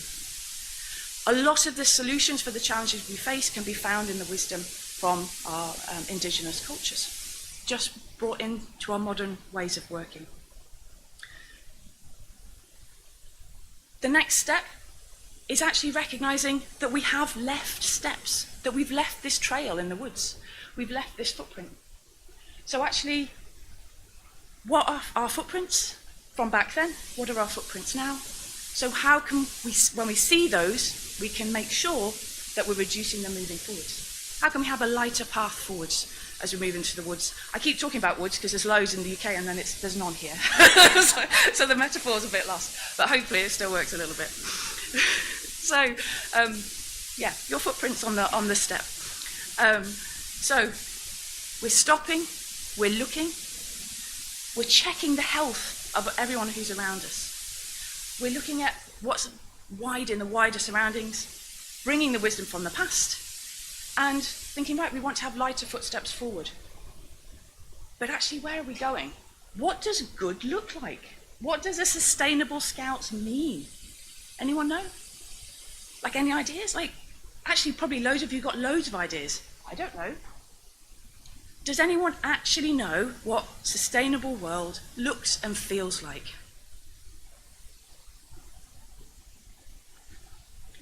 So that's the challenge. What we can't do is plan a path forward when we don't know where we're going. And we don't know the bits and bobs we need to change. Steve Jobs, the founder of Apple, you know, your iPads and all of that stuff, his saying was, you can only see the future when you're looking from that place and tracking backwards. Basically, you don't know unless you turn around and join the dots. So the next most important thing we can do is actually have a really clear vision of the future world that you want to be part of creating. What does it look like? What does it feel like? Is it really boring? Is it really fun? It can be fun, right? Like Scouts do fun. Do fun and adventure. So having a really clear vision of the future. When we've got that vision that's shared by everybody, we can then have a clear story of change. When I'm at home and I think what I want the future to be, I'm opening my front door, I can hear loads of insects, I can hear loads of people chatting, and there's gardens everywhere that are catching the heavy rain that I know will be coming. Maybe your vision of the future, you open the front door and there's a little hum of a drone delivering your most delicious sandwich from a nearby shop. there's no judgment. It's our diverse visions of a good life that are really important. And it takes us back to that original definition, meeting our own needs. We each have different needs. So how can we bring those needs together and make one shared vision of the future? When we have that vision, we've brought it all together.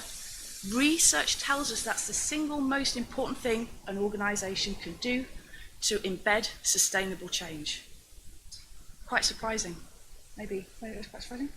But international community of scientists, over a multi-year study with thought leaders, community leaders and researchers, found the top 3 things that an organisation can do to embed sustainable change and have this pathway to a lower impact world is a clear vision of the future, reducing their total consumption and waste, and the best one, especially for the Scouts, the third one, is putting your values into action. What do Scout values in action actually mean? I'm sure you do it all the time and you maybe think about it, but when you're planning your future, what does that mean? What does that look like when you're planning your adventure centre and you desperately want that tarmac road with all those potholes? How are you bringing the values from Scouts into that decision making? Those are the top 3 things that we can do. So we plan our vision for the future. So when we've got that collective vision, we can then turn around, join the dots to where we're standing in the woods with our head torches off, having checked in with ourselves. From that place, we can see the things we need to change and we have a clear pathway forward. But no pathway is straight, they all wiggle. So we can enjoy that journey, but we all know where we're going and we have a shared story of change. And when we all share that story, people know where they fit and they can see and join in, not just in Scouts, but those around us as well. So it's that shared journey. Who else can join us on that adventure? Who else is out in the woods or in the other hut around the sides? So it all sounds good. It's all a bit, you think, oh, yeah, sounds good, but actually how do we do it? What do we do? Next slide, please. We need to shift our thinking. So again, this is what evidence tells us, that to have this change, to have this low footprint pathway, to create the world most of us want to see, it's a shift in our mindset. From thinking in problems and answers, individual projects, to actually a living systems approach. How am I nourishing myself and my connections with others? What's my system around me? How is my group? How are they nurturing themselves and what are their connections? And when we think of maybe a Scout Adventure Centre or a project that we're running, how are we thinking about the human connections that are going on? How exhausted are people? How much fun are people having? There's a lot of very serious looks here, so probably not too much at the minute. But that's part of thinking in living systems. Because that's what we are, right? We're just living people and we're all interconnected. Back to that diagram right at the beginning. My environment, if that's healthy, I can be healthy. If I'm healthy, my environment will probably be healthy. And then if we're both healthy, we can support healthy government, politics and ways of governing. They all fit together. If we've got exhausted leaders, they might not be making great decisions on our behalf. No judgment there at all. So we need to see the whole life cycle. From the beginning of a project, what feeds in, all the way through to what happens at the end, when that project's finished. What do we do with those things, that data, that information? How are we creating connected circles? Next slide, please. So we've stopped and reflected. We know that actually we're not searching for a thing. Everything we need, we have right here in this room with the wisdom from the past, but also thinking about those who are around us, those other wider communities. We have all of the answers that we need already. We are the problem as people, but we are also the solution. And it can be fun to make the changes and move forward to that future world. So we've stopped, we've reflected, we've brought that wisdom of the past, and we've got a clear vision of the future. The next bit of science says, brilliant, you've got all this planning, like any good strategy, there's always one thing that gets in the way. And what the research tells us is that that's each of us. It's our human struggle that we all have in different levels to let go of the illusion of control. People don't really like change. Yeah? We're not fans as a species. But actually we all like to feel in control. And especially if there's a change coming and a new idea and a new plan, actually that can be even harder. So within each of us, the main thing we can do is let go of that worry about control and embrace not knowing and see what comes through. Amazing things happen when we all let go and come together, just like all these Scout events. You know it, you feel it because you've done Scouts for years. But how can we bring that into our ways of working and planning and thinking about the future? Obviously, Scouts is safe. Scouts is always safe. So we imagine what's the worst that could happen. We plan for that. But then we step into that space and enjoy not knowing and enjoy the creation that can come through. We know we want to think in living systems, so we know that's the mindset shift. So how do we do that? We find our edges. So I, standing here, am way past so many of my edges you wouldn't believe. I haven't travelled for years, I keep forgetting what I'm meant to be saying, but I'm having a go. Yeah? And hopefully it's not too bad for you guys. Yeah? So I'm on my edge. I'm on my edge and I'm meeting another community. And hopefully new ideas and new things will come, especially as we spend some more time together. So I've found my edge, and we've got this wild nature around which always inspires and helps, as you all know. So what's your personal wild edge? Where do you need to step into? And it's going to be completely different for all of us, right? How can you safely step into that place and build the community of people around you to help you do that? Again, it's something Scouts do all of the time. It's just doing it a little bit more and doing it intentionally with that vision for the future, because we know where we want to go. It's also thinking about our groups. What's the edge for our groups? What's the next space we can step into? Who is around our groups? What's that ecosystem? So what's the wider world and community outside of your Scout group that you can bring in that share those values, that can help you thrive and grow and meet that future? There's always going to be money challenges. There's always going to be time challenges. Maybe someone else has got some of that resource that helps you just get that step forward that you need. Do it together. They're happy, you're happy. When we bring two worlds together, two edges together, that's where the greatest diversity and innovation can be found. And you maybe know that from food, fusion food. It's fantastic. Different cultures coming together. That's where you get innovation and new music and new art. It's exactly the same when we think about our groups and aiming for that future. Find the edge, bring them together, like-minded people, same ideas, same objectives, same vision. Brilliant things can happen. And actually it can save you money, time and resource too. That's the boring bit. So with all that in place, you can evolve your story. You have 100 years of amazing stories of Scouts. What's the next chapter? Who are the new characters that you're bringing in to join that adventure with you? Where are you heading? What new things do you want to do? We're remembering that we're bringing that wisdom of the past and the brilliant stuff that you already do, but how can we build on that and do more cool stuff and keep it fun? Evolving your story. So when you think of your strategy now and where you want to go, oh, sorry, wrong slide, next slide please. Click me on here. How are we thinking of these things together? What's the ecosystem that we can build? What are those interactions that we can have? And it always brings wild possibilities.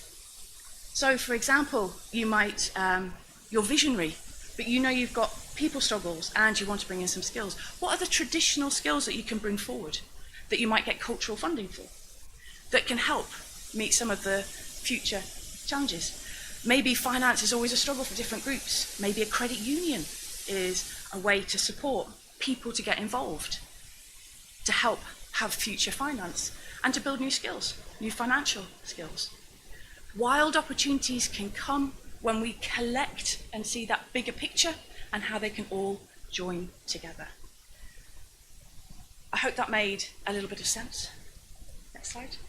Thank you ever so much. And I'm around all weekend if you have any questions or things you want to talk about.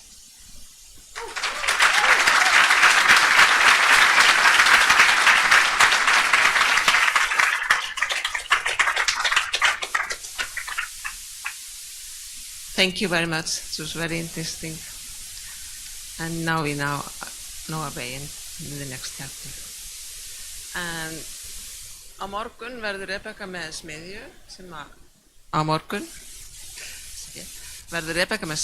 við hvetjum ykkur öll til að mæta á og þar fer hún einmitt í það hvernig við getum spáð í framtíðina og verið sem umhverfisvænust. Það er komið að kaffihléi. Það þurfa allir að skrá sig inn í kosningakerfið í kaffihléinu og starfsmenn okkar, frábæru starfsmenn mun aðstoða okkur við það ef það er eitthvað mál. Það er gjöf þegar sem Grænir skátar ætla að gefa okkur sem verður dreift í öll sæti meðan við erum í kaffinu og ef það verður eitthvað vandræði með það, eitthvað vandagjöf þá hafið þið líka samband okkar frábæru starfsfólk. Og það er afmæliskaka sem Jakob, vinnur okkar í Hraunbúðum, hefur bakað fyrir okkur.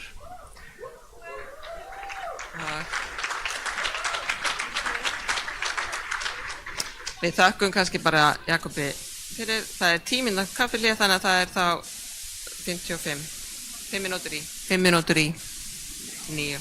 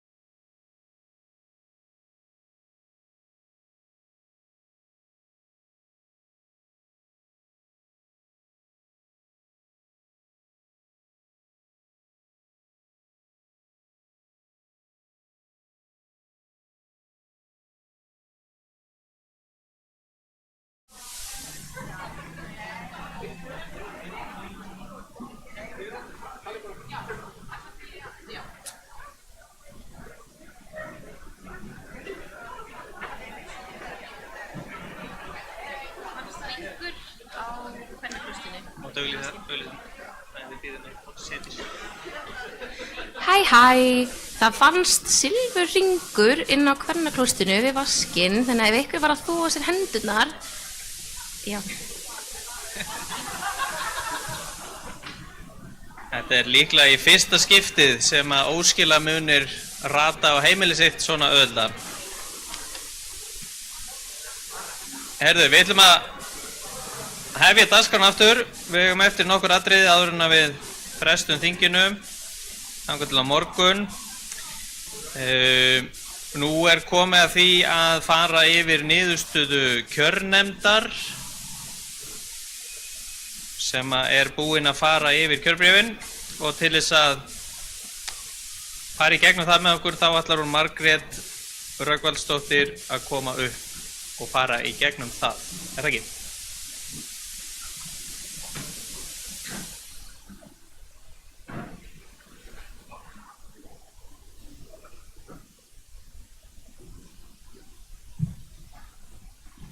Háttvirti skátahöfðingi, ágætu skátar.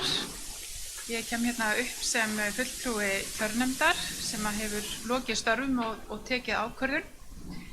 En samkvæmt 3. grein laga BÍS að þá er það hlutverk kjörnefndar að fjalla réttmæti þingfulltrúa og atkvæðafjölda á þinginu.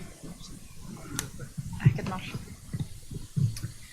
Og fyrsta atriði sem tekið var ákvörðun var sem sagt varði réttmæti þingfulltrúa, og kjörnefnd samþykkti að leyfa 10 þingfulltrúum frá 6 skátafélögum að sitja skátaþing með tilheyrandi réttindum þrátt fyrir að skráning hafi borist eftir tilsettan tíma.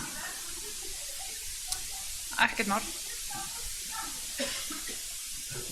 Sussa á fólkið frammi, takk.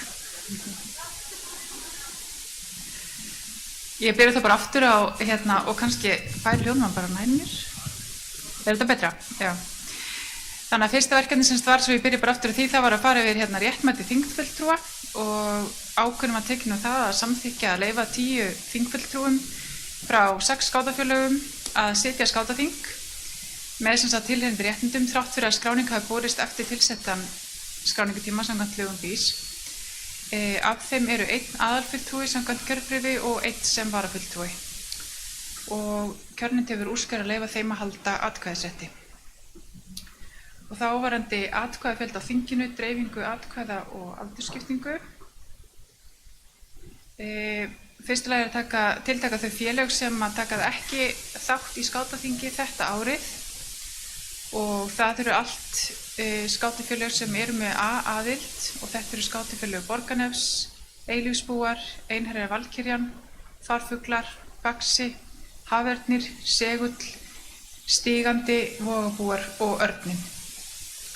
13 skátafélög með A-aðild A og 2 skátafélög með aðild B skiluðu gögnum á réttum tíma, og þau félög eru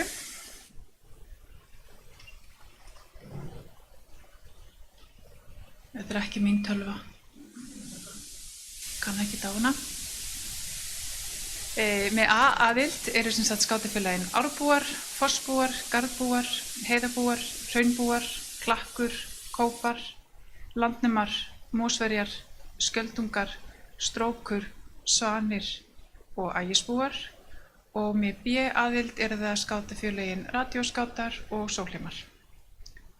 Eitt félag stóð ekki skil á öllum gögnum, og það var skátafélagi Vífill, en kjörnefnd ákvað sjálfkrafa að taka skýringu Vífills á þessum vanhöldum á því að skila tilsendum gögnum til greina og úthluta þeim ákvæði. Aðili kjörnefndar er skráður í viðkomandi félag, þá sat hann hjá við þessa ákvörðunartöku. Og því eru sem sagt atkvæði í salnum 55 af 62 mögulegum, og atkvæðin skiptast svo. Með 4 atkvæði eru eftirtalin 4 félög, það eru Árbúar, Fossbúar, Garðbúar, Heiðabúar, Hraunbúar, Klakkur, Kópar, Landnemar, Mósverjar, Skjöldungar, Svanir og Ægisbúar, og með 1 atkvæði eru félögin Radíóskátar, Strókur og Sólheimar. Nú að þessu sögðu þá vill kjörnefnd taka sérstaklega fram á að gefnu tilefni að brýna það fyrir skákafélögunum mikilvægi þess að gæta þess að skila inn gögnum á tilsettum tíma og innan tilskilins frest samkvæmt lögum BÍS. Og við biðjum félögum að hafa þetta til huga næsta ár og næstu ár. En að lokum þá vill kjörnefnd taka fram að 36 fulltrúar með atkvæðisrétt eru á aldrinu 16 til 25 ára og eru því tæplega 65% atkvæða í höndum ungmenna og klappum fyrir því.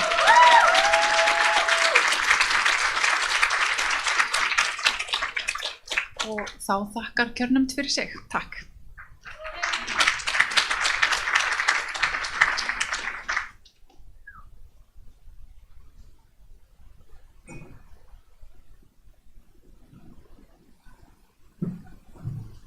Takk fyrir þetta, Margrét.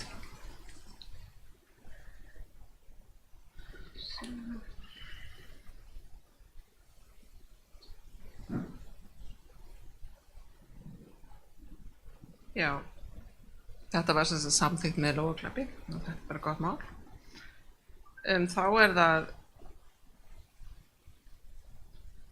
Latti sem ætlar að tala eitthvað kosningar, eða ekki? Ég er alveg smá tíma.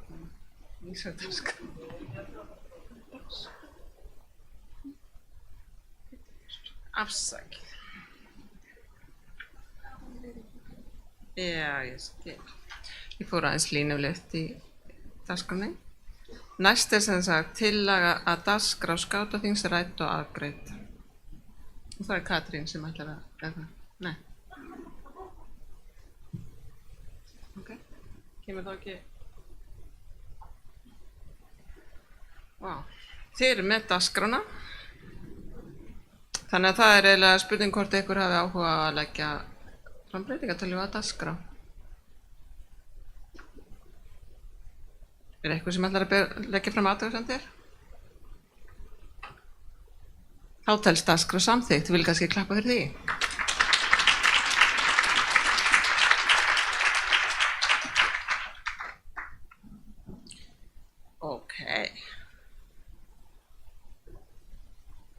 Ég verði að játa, ég las ekki eftir kaffikaflum mjög vel.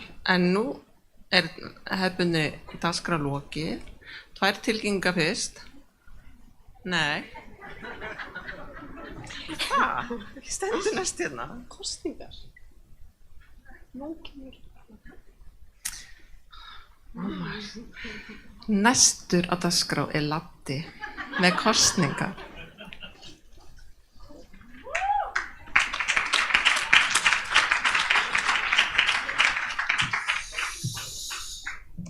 Sælatur. Heyrði, já, sko, venjan er að hér kemi formaður uppstillingnefndar og færi yfir þá sem eru í kjöru og þess og þar. Við lendum hins vegar í smá vandræðum vegna þess að fyrir einhverjum árum síðan þá satt ég á samt fleiri góðu fólki, Jón Þór leiddi stóra lagabreytinganefnd og við breyttum lögunum meðal annars hvernig kosið í fastaráð og það sem að vakti fyrir okkur þá var að uppstillingarnefnd þyrfti ekki að fara út og leita að 5 aðilum í hvert einasta fastaráð og lagagreinin segir að það séu að kosningar lágmarki 3 í hvert fastaráð og síðan að stjórn geti ákveða fleiri séu kjörnir í ákveð fastaráð með auglýsingu með fundarboði skátaþings.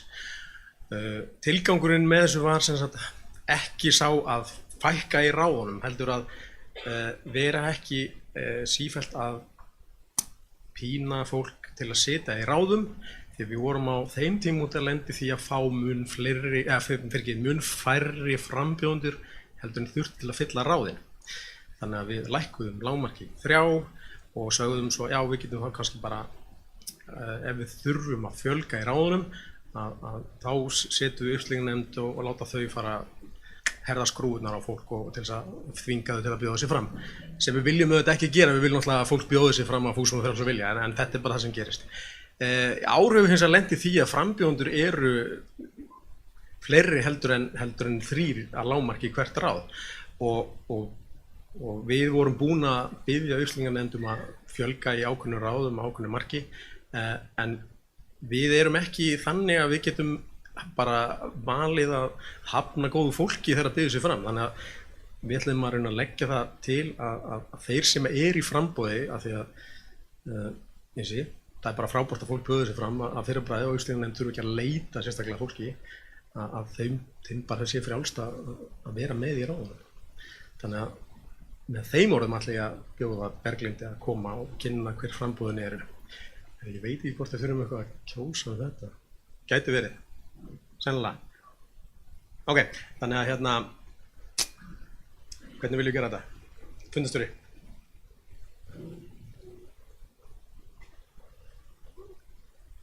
Það sem sagt komin fram þessi tillaga.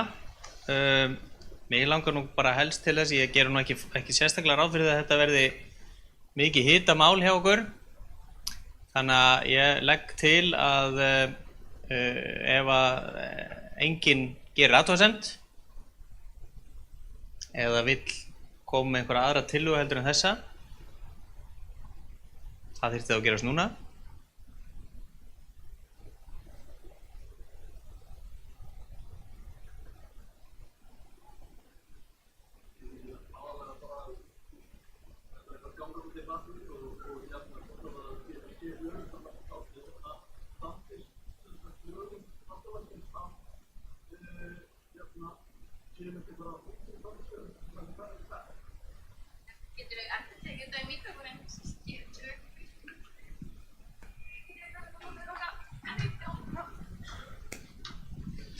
Já, sem sagt... Mátt gjarnan segja nafn og félag, það hérna gott fyrir ritarann okkar. Bjarki heiti ég úr Klakki. Já, af því að þetta svolítið, kemur svolítið hratt að og vera vissum að þetta sem sagt, stemmi við lög bandalagsins fastaráð, eins og hann var að segja að vegna þess að við getum ekki bara fjölgað þeim, þú veist, svona eftir hentisemi. Já, án þess að það komi þá fram lagabreytingartillaga fyrir þá tilsettan frest sem var áður en að þing var sett. Ég hef ekki, af því að þetta kom svona hratt upp á, hef ég ekki getað skoðað, já.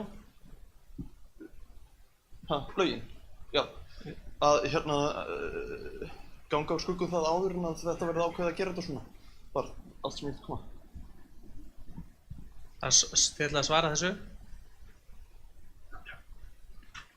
Já, ég hefði kannski átt að nefna það að við sjáum að þetta sem sagt galli í lögunum, að þar er sem sagt tala lágmark, það ekki tala neitt hámark og þau bjóða upp á mjög víða og eða þrönga túlkun. Uppstillingarnefnd hefur túlkað það þröngt sem bara allt í lagi og þau hafa sérstaklega kallað eftir því að þessum lagakafla verði breytt. Og það lagabreytingartillaga sem verður lögð fyrir á morgun sem gaggerð til þess að reyna að tækla nákvæmlega þetta mál til þess að koma í veg fyrir að þetta gerist aftur.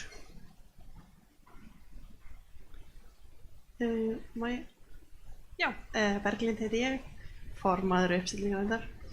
Ég bara með greinina hérna fyrir fram að mig, vill svo vel til og þannig ég ætla bara að lesa hann upp svo að þetta sé kýrskýrt, en í þess að 20. grein fastaráð BÍS kemur fram kosnir skulu að lágmarki 3 í hvert fastaráð til 2 ára. Ungmennaráð kosið árlega, ungmenni þykir til 1 árs. Það er rauninni eina sem stendur um þetta og svo er rauninni bara seinna kemur fram að það þurfa að vera að lágmarki 1 fulltrúi aldrinum 18 til 25. Takk fyrir. Voru fleiri sem að vildu tjá sig eitthvað um þetta? Katrín hérna hjá Heiðabúum. Ég er bara að velta fyrir mig hvort þið þurfi ekki að koma í lagabreytingartillögu að hafa hámark. Bara upp á framtíðina. Þarf þá ekki að vera búið að koma því í gegn áður en að við kjósum þetta núna?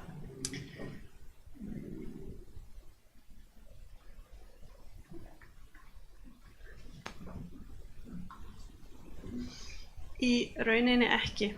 Já, því að það stendur bara í lögum að það þurfa að vera lágmarki 3 og í þessari lagabreytingu þar er lagt til að sé breytt í að þessi lágmarki 3 og hámarki 5 og núna í ár eru öll þessi ráð sem umræðir annarkvort 3, 4 eða 5. Takk fyrir. Og getur verið að það vera ein hönd eitthvað staðar ekki, þá er búið að taka á því. Þá myndi ég vilja líta svo á að við erum þá hér í rauninni í þessu, ef við eigum að kalla það lúxusvandamáli, að þá að verða að leggja til að þeir sem hafi boðið sig fram í þessi hlutverk, að við lítum svo á að þeir geti allir verið kosnir, eða þau geti öll verið kosin og þá sé í rauninni sjálfkjörið í öll þessi embætti. Myndum við vera sátt við að það sé fullnægjandi afgreiðsla á þessu? Nú er ég kannski fyrst og fremst að beina spurningunni til þeirra sem hafa verið að velta vöngum hér í umræðinni.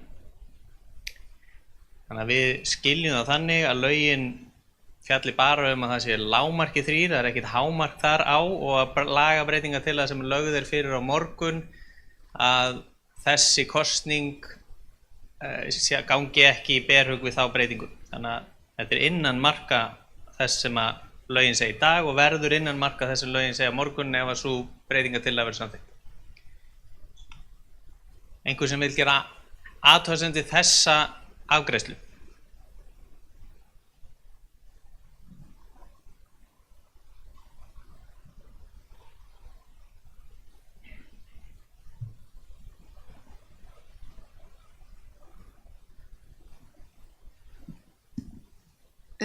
Egles upp að við tjúti garbúi. Ég bara velti fyrir mér að hvort vanin sé að það sé sjálfkjörið í nefndirnar ef það er ekki fleiri framboð en umfram framboð á ég er svolítið þreytt, sorry. En skilur spurninguna mína? Ég held að ég skilji spurninguna. Þú veltaði fyrir hvort það sé sjálfkjörið eða hvort við eigum að kjósa þó að það sé sjálfkjörið. Já, ég er bara að spá, þú veist, ef það er vantraust eða ósætti með frambjóðendur sem ég vona að sé ekki, ég skil þig, að það sé gefinn kostur á því áður en við förum að samþykkja allir sem buðu sig fram áður en við förum í að sjá hverjir buðu sig fram, skiljið. Ég bara velti fyrir mér. Ég skil þig. Nú veit ég ekki hvort að kerfið okkar býður ekkert upp á það að fólk sé ekki kosið. Það hefur aldrei verið lagt þannig fyrir. Þannig að ég held að svarið við því sé í rauninni bara að það myndi í rauninni engu breyta þó við færum í þessa kosningu.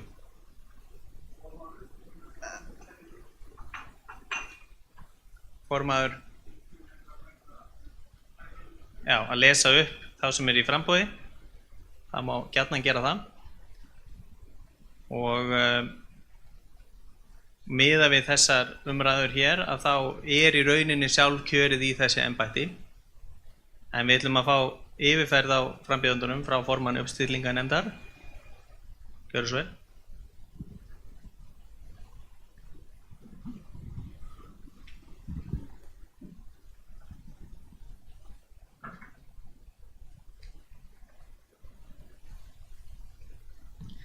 Takk fyrir það.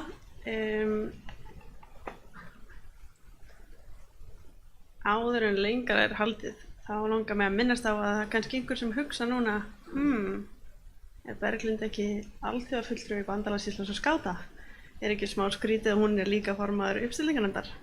Og mér langar bara að útskýra það eins, en það er hreinlega því að síðast þegar kosið uppstillingarnefnd þá voru nokkrar kempur sem að fóru út og til þess að það myndi ekki týnast sú þekking sem er búin að vera að byggjast upp í uppstillingarnefnd til margra ára, þá ákvað ég að setja 1 tímabil viðbót og þess vegna er ég hér en ég er á leiðinni út. En já, sem sagt, í uppstillingarnefnd skip sitja ég og Hafdís Bára, Jón Ingvar Bragason, Reynir Tómas og Sædís Ósk Helgadóttir og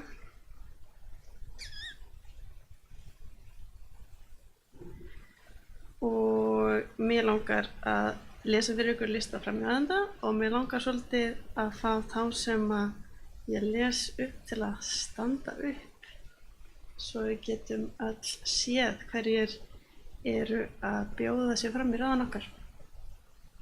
Og ég ætla að byrja á Alþjóðaráði og það eru þau Andri Rafn Ævarsson, Daði Már Gunnarsson, Sunna Dís Helgadóttir og Sandra Óskarsdóttir. Og það er kannski ágætt að taka fram að af 4 það voru 3 25 ára yngri sem er æðislegt. Ef ekki að klappa fyrir því.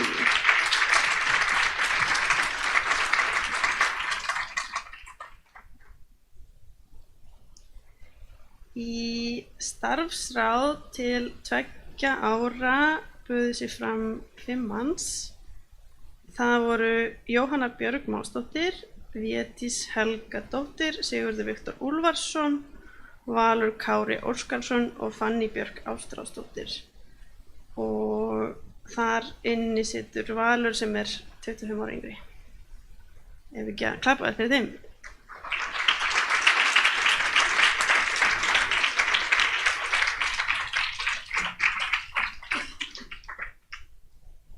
Í skátaskólan þá erum við með 5 framboð.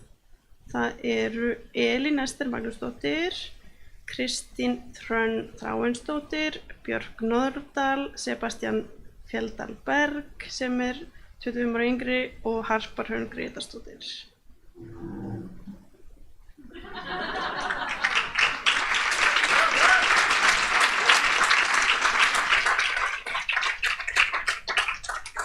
Það er ágætt að taka fram að ástæðan fyrir ég er að telja upp hverjir eru 25 ára yngri er að í lögum BÍS kemur fram að í hverju fástaráði þarf að setja 1 18 til 25 ára.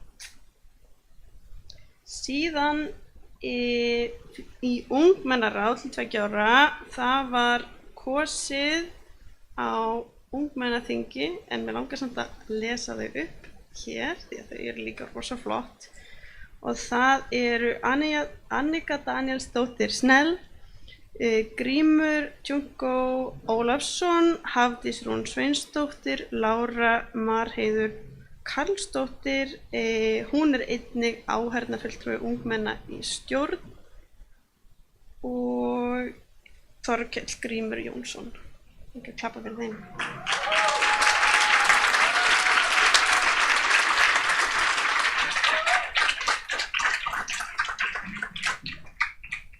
Í uppstillingarnefnd erum við með Ásgeir Ólafsson, Ingimar Eydal, Hafdísi Báru Kristmundsdóttir, Reynir Tómas Reynisson sem er 25 ára eða yngri og Dagbjört Brynjarsdóttir. Það eru nú hérna í salnum, er það ekki? Yes. Ljómandi.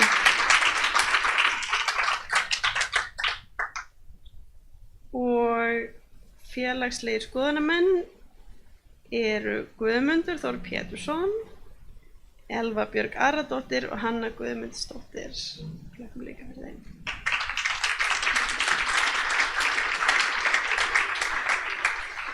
Síðast en alls ekki síst þá í framboð skátahöfðingja býður sig fram Harpa Ósk Valgeirsdóttir, Gjallkera Sævar Skaftason og 5 meðstjórnendur í stjórn BÍS, Guðrún Stefánsdóttir, Unnur Líf Kvaran, Þórhallur Helgason, Davíð Þrastarsson sem er undir 25 og Auður Sesselja Gylfadóttir. Þið verður líka standa upp.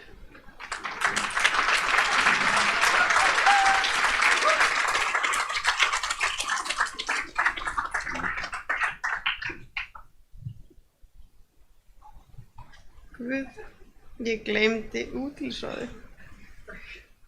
Þið sjáu núna akkur það í allra haga ég að fara út sem formaður uppstillingarnefndar. Útilífsráð, endilega standið upp. Þar eru Ævar Aðalsteinsson, Anna Margrét Tómasdóttir, Jakob Frímann Þorsteinsson og Erla Sóley Skúladóttir og Erla hún undirstjórnarfinn.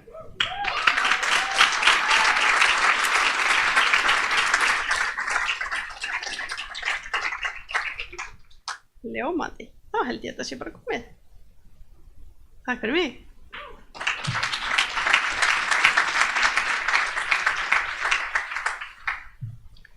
Já, og þá eru bara þessum kosningum, þá voru þær bara afgreiddar.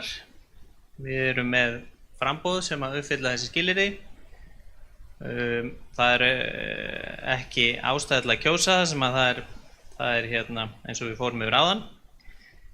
Þannig að mig langar bara að biðja ykkur til að klappa fyrir þessu og þá sem að var verið að kjósa og voru að standa upp áðan, kannski gera það bara aftur.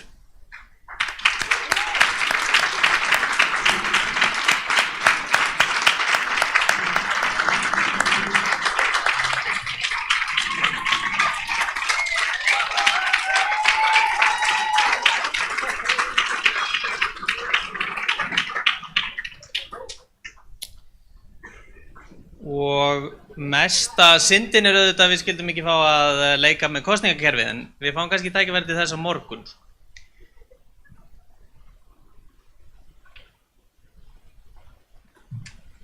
Þá er í rauninni verkefnum fundarins í kvöld lokið.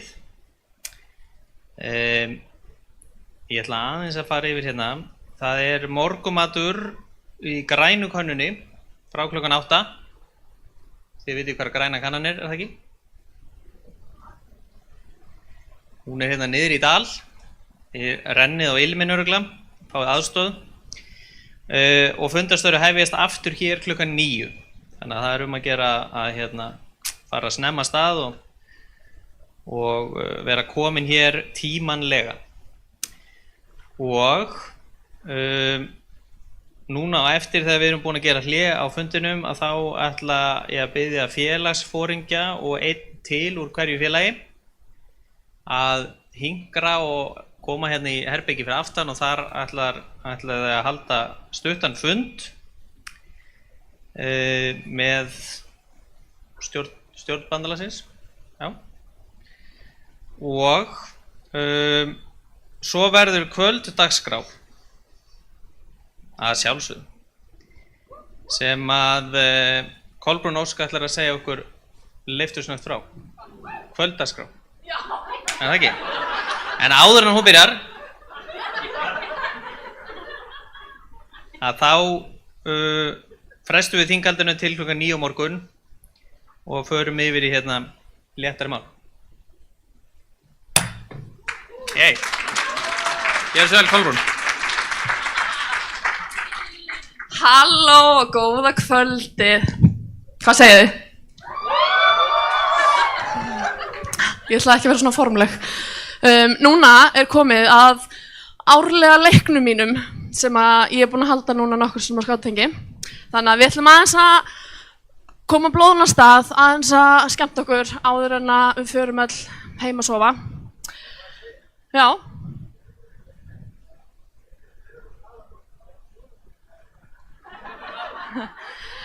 En mér langaði að smá taka stemminguna. Hvað segið þið? Hver eru hér? Heyrðist eitthvað á hinum megin? Maður heyra, hver eru hér? Mosferja! Nákvæmlega. Hvað segið þið? Hver eru þarna í horninu? Jæja, og hvar eru garbóar? Nákvæmlega. Maður sjá, eru skjöldungar? Hraunbúar? Vel gert. Hvar er Vífill? Nú er eins og þetta í mun öll skátafélögin. Hvar er Strókur? Og Klakkur? Hvar eru Svanir? En Landemar? Æsbúar? Ok. Já, ykkur eftir. Sólheimar? Stjórnin?